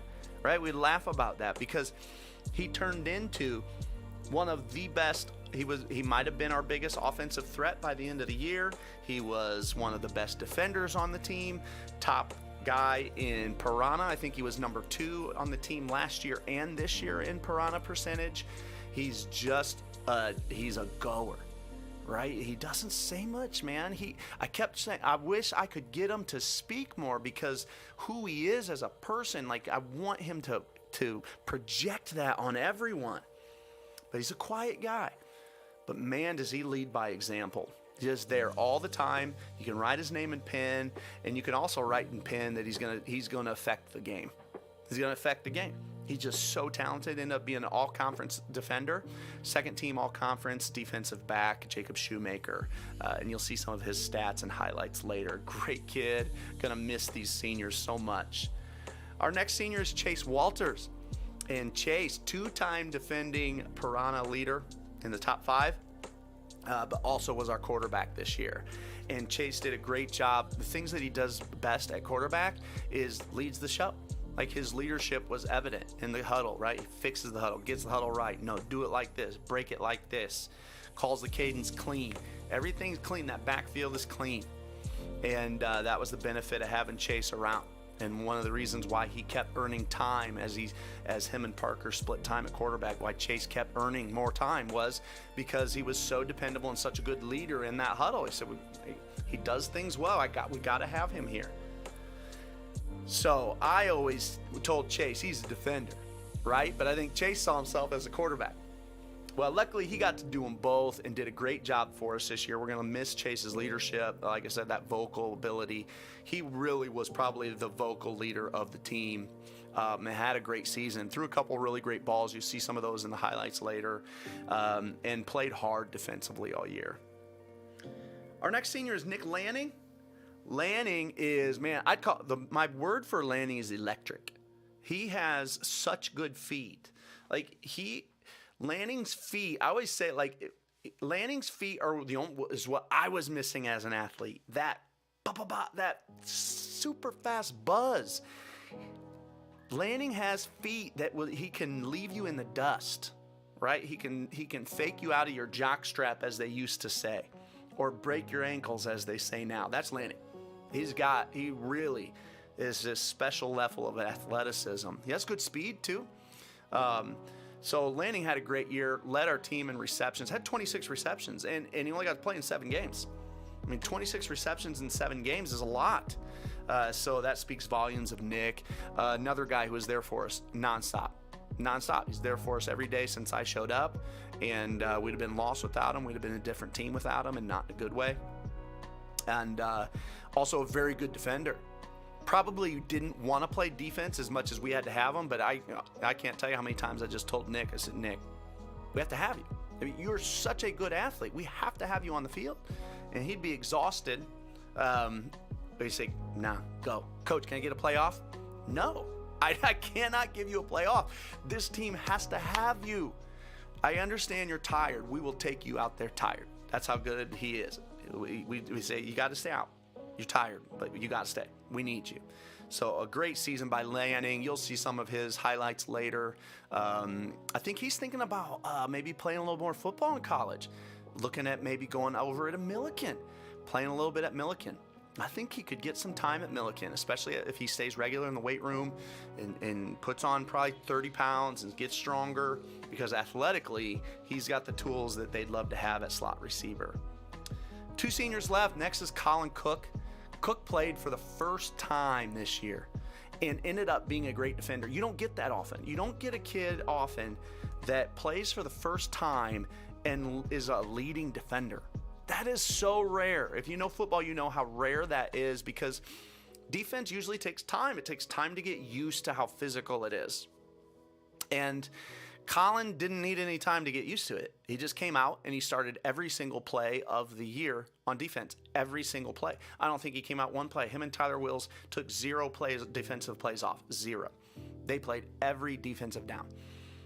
And Cook started off as a DB, was excellent there, but he was too good to leave there. We had to get him down closer to the ball, and he ended up playing monster at the end of the year, and that's outside linebacker. He played right opposite Tyler Wills. Our 2 everyday guys played opposite each other, and Cook was just, I call him Gangster Colin Cook. He's just a dog, right? That's how the saying started coming about, like, who's a dog? Colin Cook's a dog. He doesn't... Right, he's not the strongest on the team. He was not even the strongest on the defense. But yet he just keeps making plays. Like, again, it shows you like there's a factor to this game that can't even be quantified. That it's not about strength, speed. It's about, can you play? And Cookster just plays. He just play. What a great defender. He, like I said, had a great season for us. We'd have been lost without him. There were times where he was saving our rear ends on plays. Just finds a way to get a guy down. So what a great season by Cook. Changed our season in a good way by coming out this year for the first time. And boy, do I wish we'd have had him for 4 years.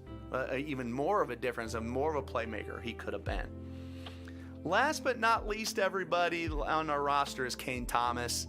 And Kane was our warrior in the trenches. Kane, right, all the way down to his war paint that he would wear, eye black down his face. Kane's a warrior. He's just a warrior. He's an everyday guy we could count on, that is strong as an ox. He's the kid that nobody wanted to play across, right? If you're blocking, you don't want to block against Kane on our team. Nobody wants to. He's just a bull. He's an absolute bull. He's a tank. He has 0 slowdown in his tank. He plays 100% nonstop. He was a defensive staple for us on the D-line. We'd have been one of our only kids that is just strong enough to play on that line and at like varsity level strong, and that's Kane. The strongest kid in the program, cleaning 245 pounds. Offensive, defensive staple. We couldn't play without him. Right? Or at least playing without him would have been a nightmare. He really just a tank. A tank.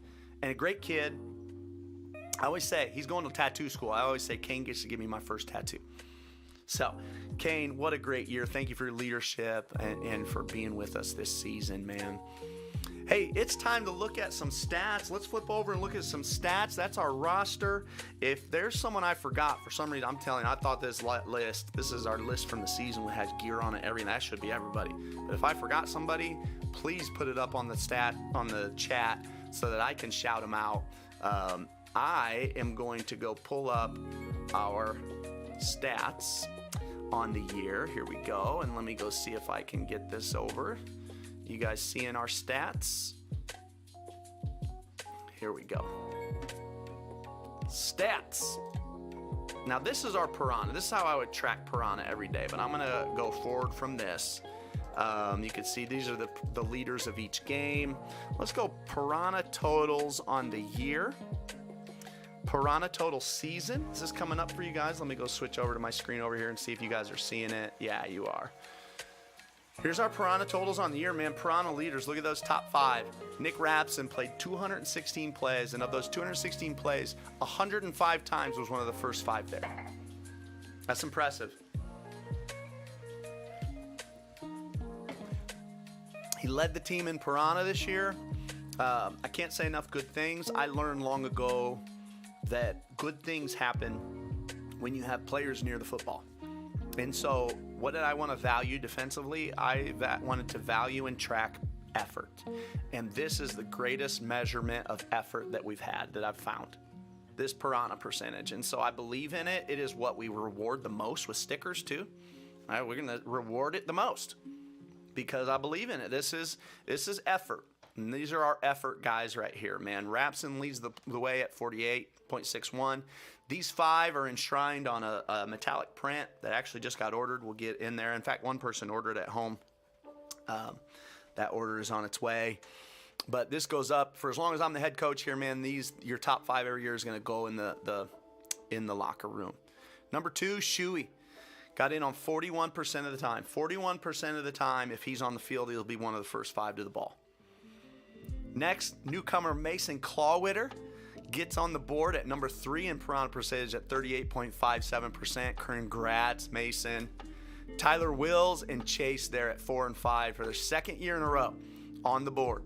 And you can see, it looks like Wills led defensively in plays, 257. So there were a couple plays that Cook came out.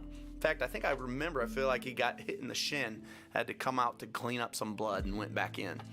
But Will's in there at 32.68%, and Chase Walters rounds out the top 5 at 31.2%. Great job.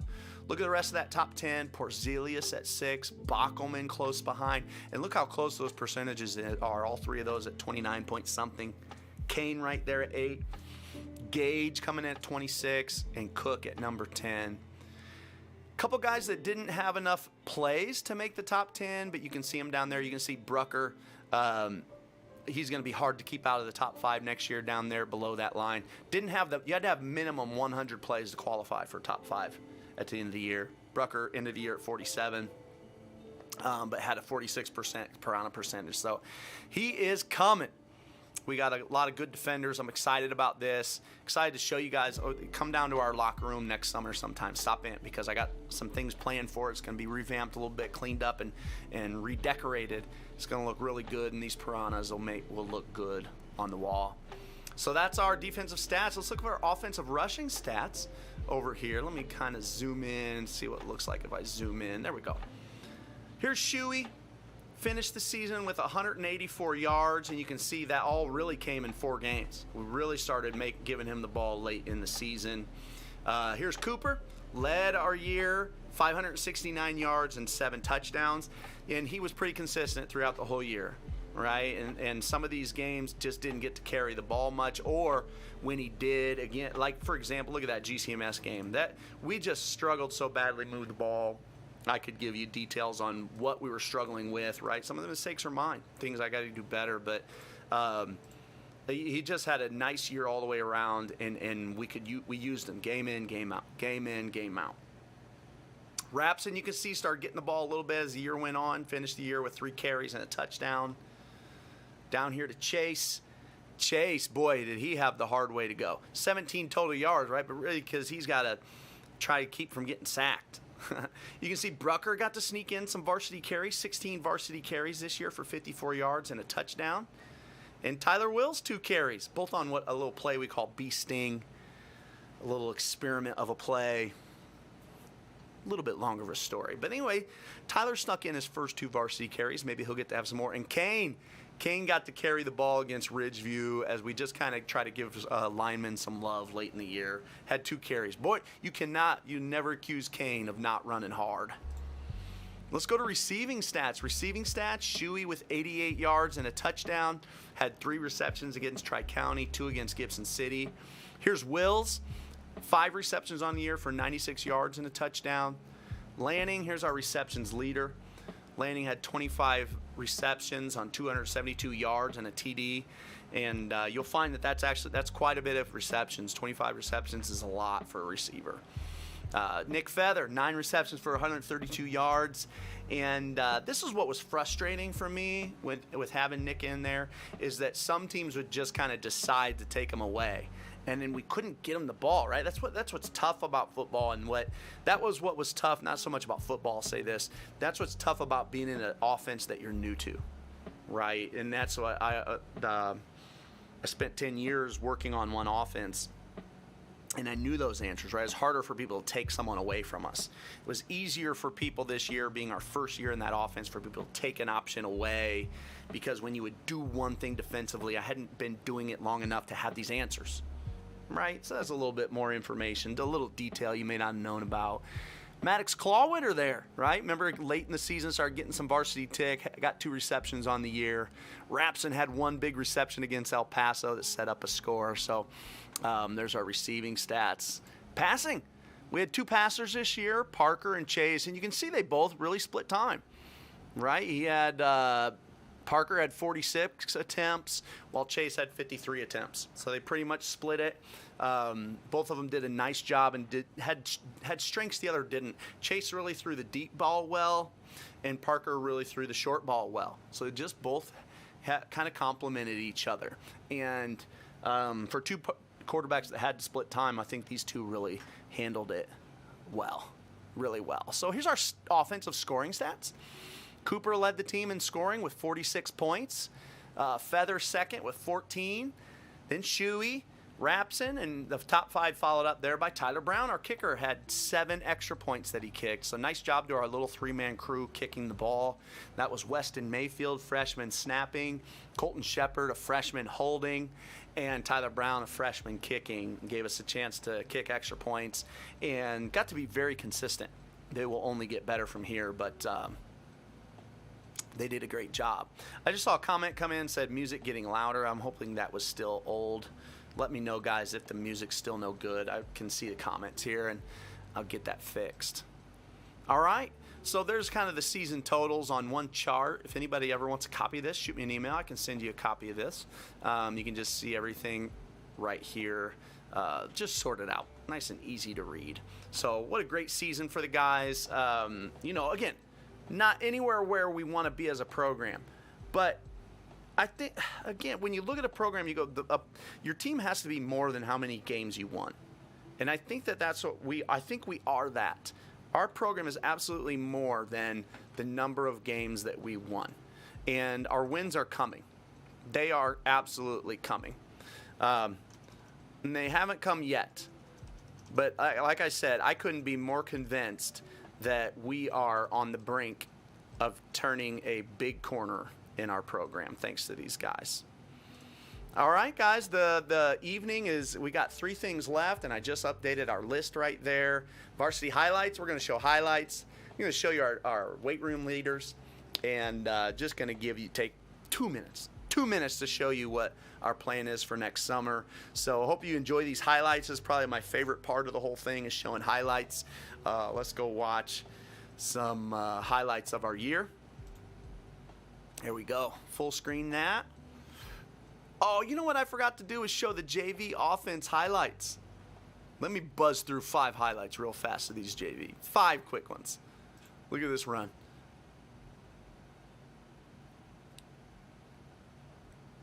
Boom, nice hard run. Nice double team at the point of attack by our linemen. Nice hard run there. Let me show you.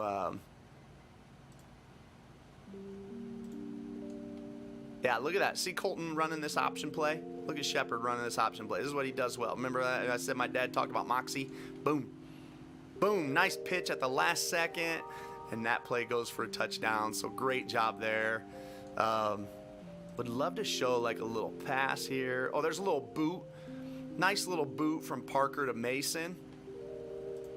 Same thing in overtime. This was to score in overtime on 4th down. Boot to Mason. Mason makes a diving catch. What a great play.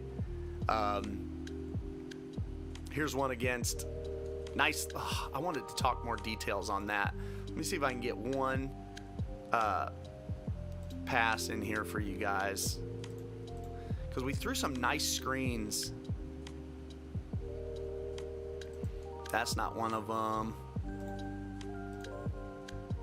This should be it. Yeah, we threw the screen really well to Maddox, and we threw it well to Rapson at the JV level. This one is Parker to Rapson. Nice little Bama screen here. He took one about 2 or 3 plays later for a touchdown that ended up, well, we won't talk about what happened at the end of that one, Rapson. All right, let's go to varsity highlights.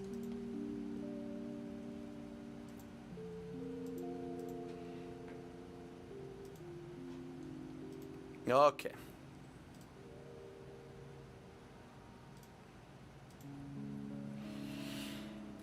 For some reason, I'm getting JV highlights on my varsity feed. Let me see if it's at the end here.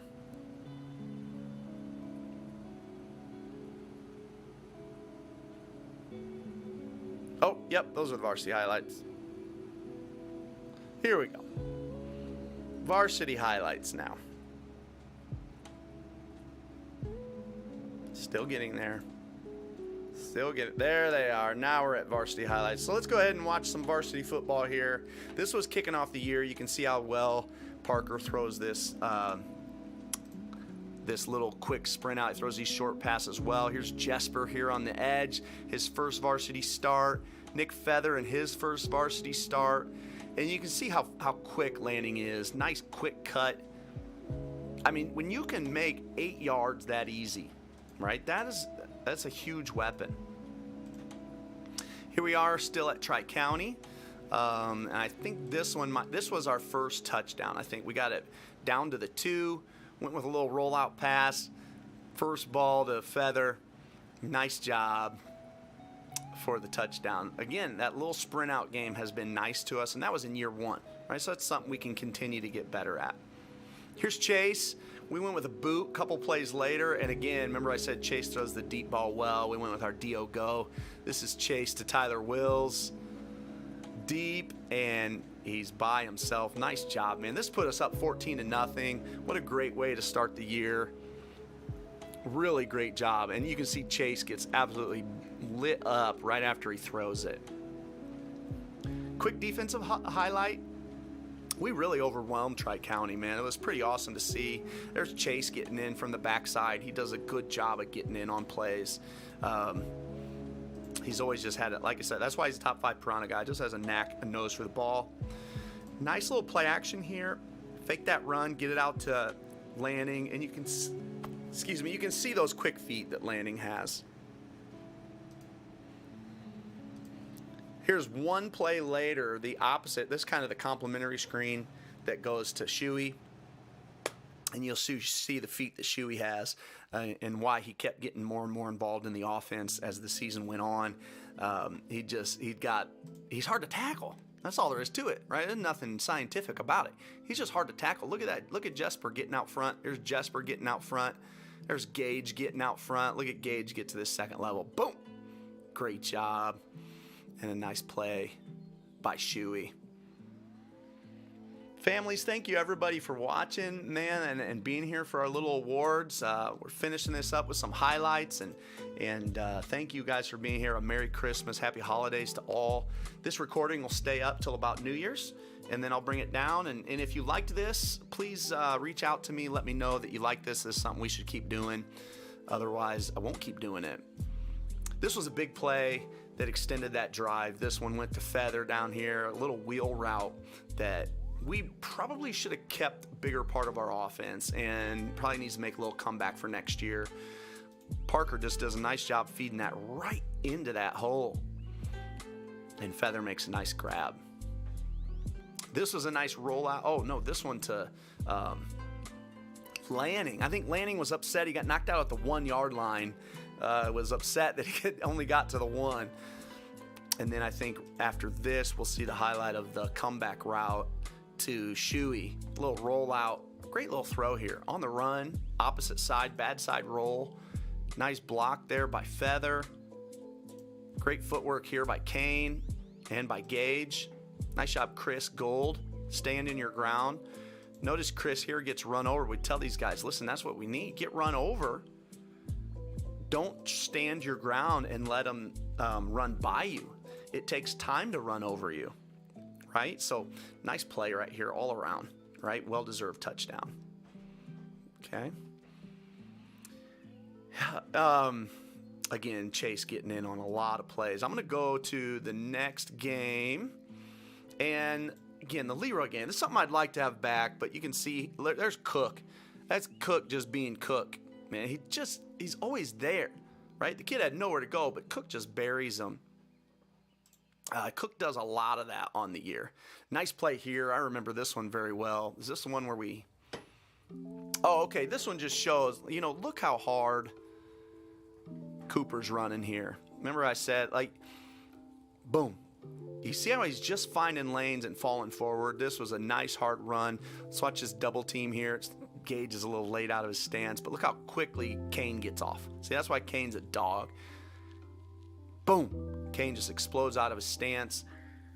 Chris gets around, pulls from the backside. Look at Chris. Boom. Picks up that block. Cooper does a nice job reading it, falls forward. I mean, that's just a good play all around. And look at the effort out here, the blocking effort out here by Rapson. It's hard to teach. You guys, it is hard to teach this. Right? A lot of that is desire, and one of the things that makes Rapson so good. This was a big play for us against Leroy. We had 2 or 3 plays get called back that I even watching the film I don't agree with, that could have changed the game against Leroy, kept us in it for much longer, but this was a big play by Nick. We call this one B-slip. Boom. Slips by. Nice little throw by Parker. Takes it to the house. Nice job. That was a good one. Eureka. This one, I just threw in this whole drive against Eureka. It shows that we had times, the world of football, the difference between winning and struggling is small. And you want to see this window. This is against Eureka, who everybody knows is a great football team, 7-2, and went out to, got beat by Williamsville, 18-16. Williamsville makes it all the way to the state title game in 3A. That's how good this football team is. Only gives up 18 points to Williamsville, 3A state title type team. And so you want to talk about a hard place to move the ball. And this is a little window into, this is one drive we put together. We couldn't punch it in, but how you could see that we could put things together. Nice little quick screen out to Lanning. This is just that whole drive. We go Lanning again, trying to force you to honor that we can throw the ball out here. And as the things out there open up, look what it does inside. Right? 5 yards. That's a big deal. We go power inside to Cooper. 5 yards. False start. Make a mistake. Hurts us, but we still keep the drive alive. Never give up on running power, right? You can't give up on your inside run game. Look, we ran it again to be stubborn. It went for a couple yards. We run it again. Now it pops. Right? And all that happened. Nice job falling forward, Cooper. What a big deal. Nice job. Good block here by Feather. Good job wedging that out. Good job Cole Donovan on that, sealing that off. Gets our backside guard by him. And that's Calvin getting to the point of attack at guard. And all that gets opened up because we made him honor that we could throw it wide. Little 4th down play that we needed here. And we go roll out, and look at that play that these two put together. A nice block on the edge by Gage. Nice throw by Chase, and toe touch. I mean, Nick almost takes it to the house. I mean, he barely stepped on that line to go out. But again, this is hard to do. This is a very, very top-level team, and we're able to put together, this is a hard-earned drive that I just thought was worth watching. Okay, and we finally don't put together this. And this is the type of play, you put this together, fake the quick route, try to throw deep, but they just didn't bite. And the drive ends here. So I wanted to just throw that drive in there. We had 2 great kick returns against these guys. I think one of them didn't get caught on camera, so I put 2 others. This one by Shuey. This one he didn't take it to the house, but he took one to the house. Look at that. I mean, look at the shiftiness on Shuey. Boom, boom. Good effort right there blocking. Who is that? Who is that? That's Rapson. Rapson, you're doing good, man. You're getting caught blocking here. That's what you want. Nice block here by Cole Donovan. We tell him, be patient until he comes to you. Look at that. This is how you block on a kickoff by Cole. Cole barely touches the guy, but what does he do? He makes it so his man can't make the play. And he does it because he's patient, stays with him. Now he's in his way. Great job. Combine that with a great run by Shuey, and that gets us back to the 50. People wonder why we onside kick so much. It's because I don't want to watch people do this to us. Watch this return by Lanning. Look at this fake. Boom. Fakes the reverse. Nice block at the point of attack by Wills. Makes someone miss. Look at that block by Chase. Boom. Good pickup, Chase. Look, they flagged that. I mean, I don't know. These guys are blocking hard. Well, I got your attention, just so you know, right here at this moment, right here, all we got to do, we have to put our hands up so that we can take these to the house from now on, and we don't have to have these called back on us. But what a great play by Lanning, and Lanning takes it to the house from here. Good blocking all around. Good play for the team. Here we are against Nokomis. One of the more frustrating games of my year. I wanted to put this together because this is a 4th down stop here. Look at this 4th down stop. There's old Nick Feather in at nose. Gets in on the play here on this 4th down stop. Look at that. Look at that, Feather.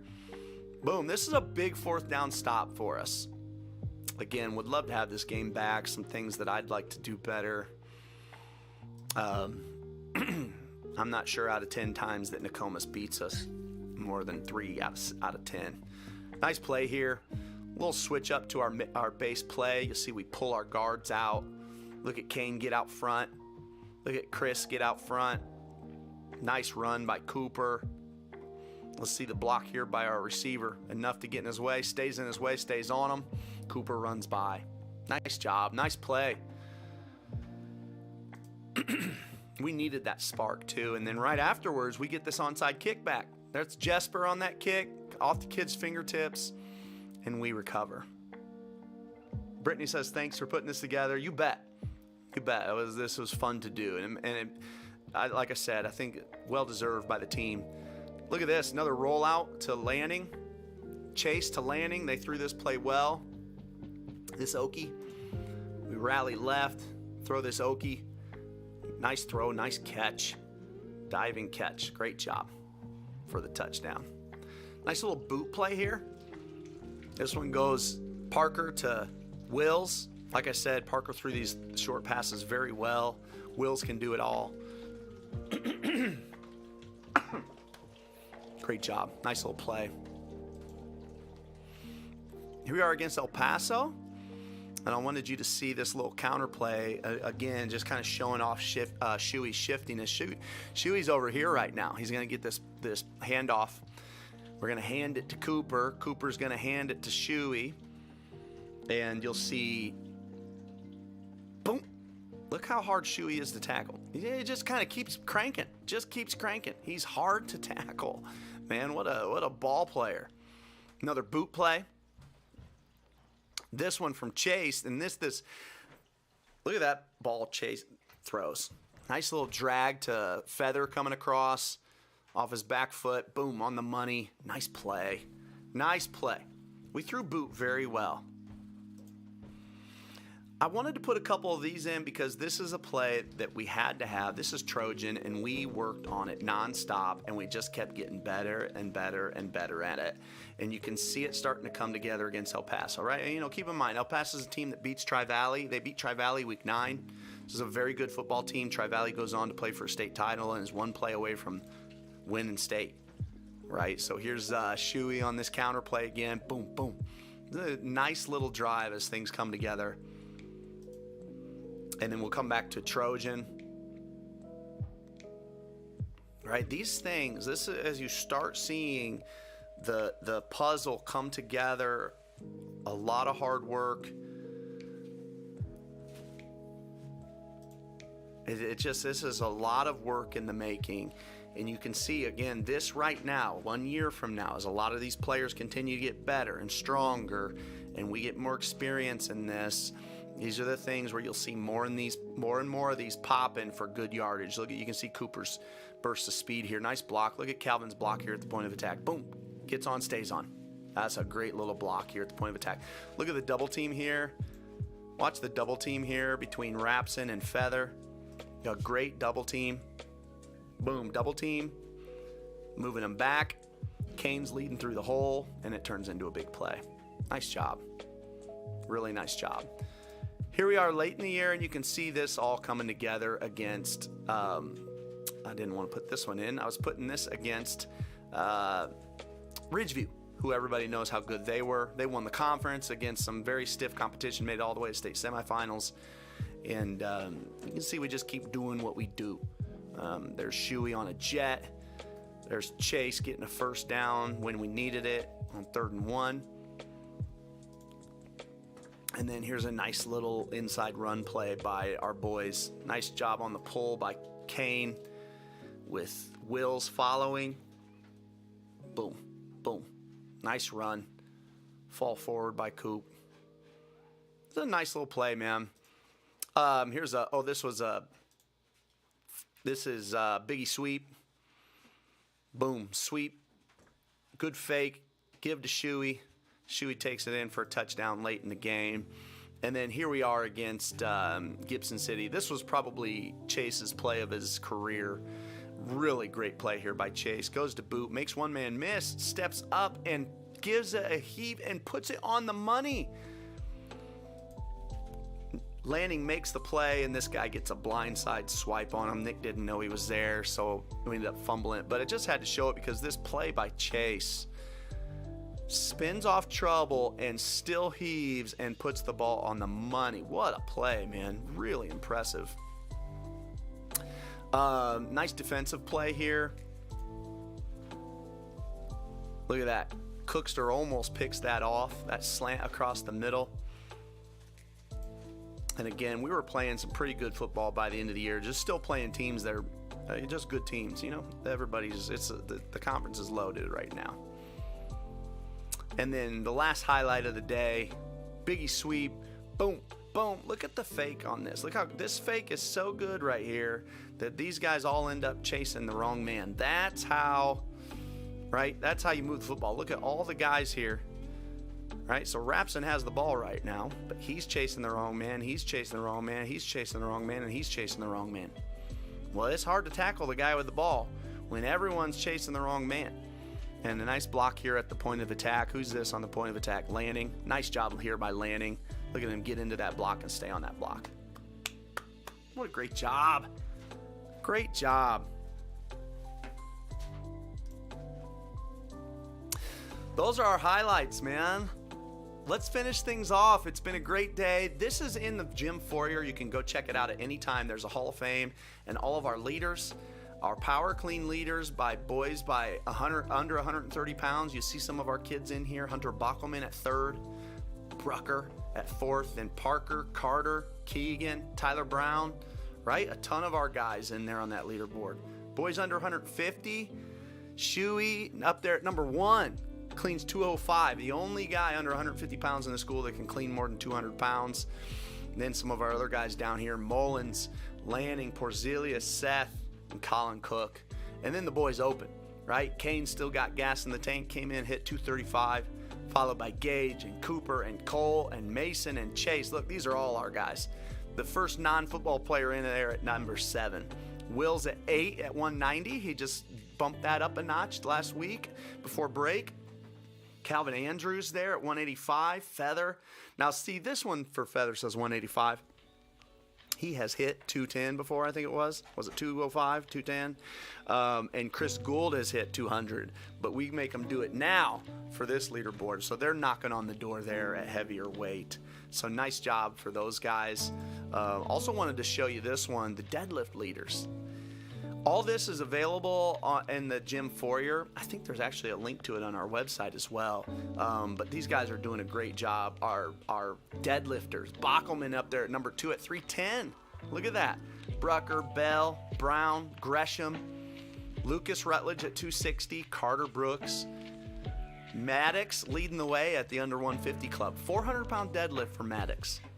Seth Maloney, Devin Porzelius, Lanning, Mullins, and then the boys open. Gage leading the way at 470-pound deadlift. Man, that's impressive. Cole Donovan there, right there at 440. Look at Ben Hewlin. Remember I said how hard he's working? Calvin, freshman, competing with the big boys, 410. Chase, Cooper, 375. Okay, and Lincoln we're hoping to get for next year. Really love having these leaderboards. Want to encourage all you guys, stay regular. Stay on your sons to stay regular in the weight room. If you just will stay regular, you'll get stronger.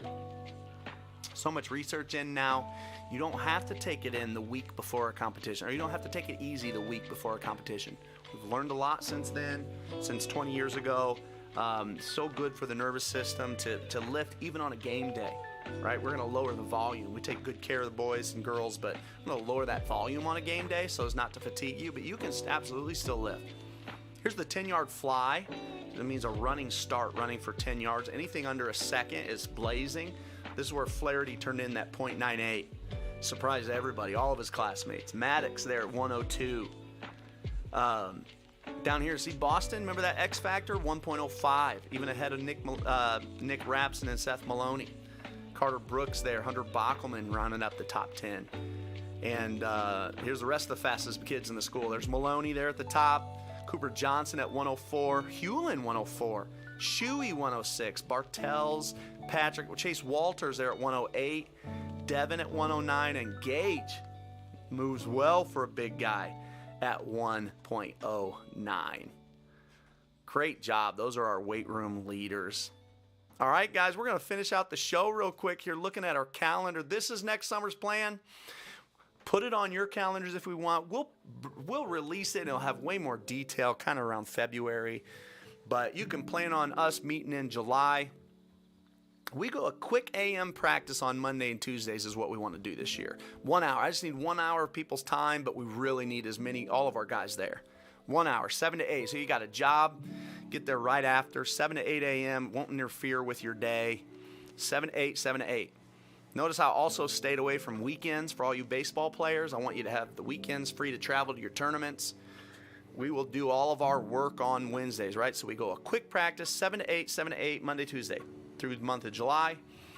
And then we just go all day on the Wednesday, each one. And they'll be a lot like our 2 overnight camps last year. As of right now, only got 1 overnight in the books, but we might do 2.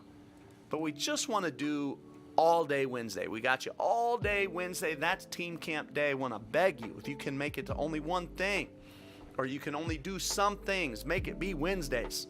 Next summer, we need you on Wednesdays. And I penciled in there on Thursdays, that 7 a.m. team camp. That just shows that some of those nights we might do some overnights, 1 to 2 overnights. And so we just need to leave that Thursday morning available right afterwards, because those will be the mornings where we'll be coming home, right? Like I said, try to leave those weekends free for you. We won't practice on Independence Day, so we can delete that one, just this event. We will not practice on Independence Day. But we want to have a great summer. We need to have a great summer to just kickstart our next football season. Families, what did I forget?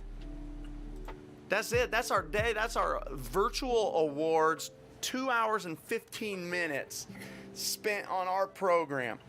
I love this program. I love being here. I love the role that I'm in. I love serving this program. Man, you guys let me know what I can do better. I absolutely know there's things that I don't do that I could do better. I know there are things. So you don't have to tell me the things that I'm struggling with. I am very thoughtful about this. I do even go through times where I could use a little bit of encouragement, right? But the idea is there something that your sons are not getting that I need to make sure they're getting? Because I want to do this well. I want to do this job well. I want to be in this role for a long time. We're going to turn this corner, and we're going to turn it because we got a lot of people that care about the program. Thank you, guys. I'm going to end this stream. This link will stay up until New Year's. Go Hornets. We're going to win that Hey Hi Holiday basketball tournament whenever it gets rescheduled. We're going to finish off with a good wrestling season, and then we'll get into our spring sports, man. What a great place to be. Everybody, enjoy your holidays. I'm going to go have lunch, leftovers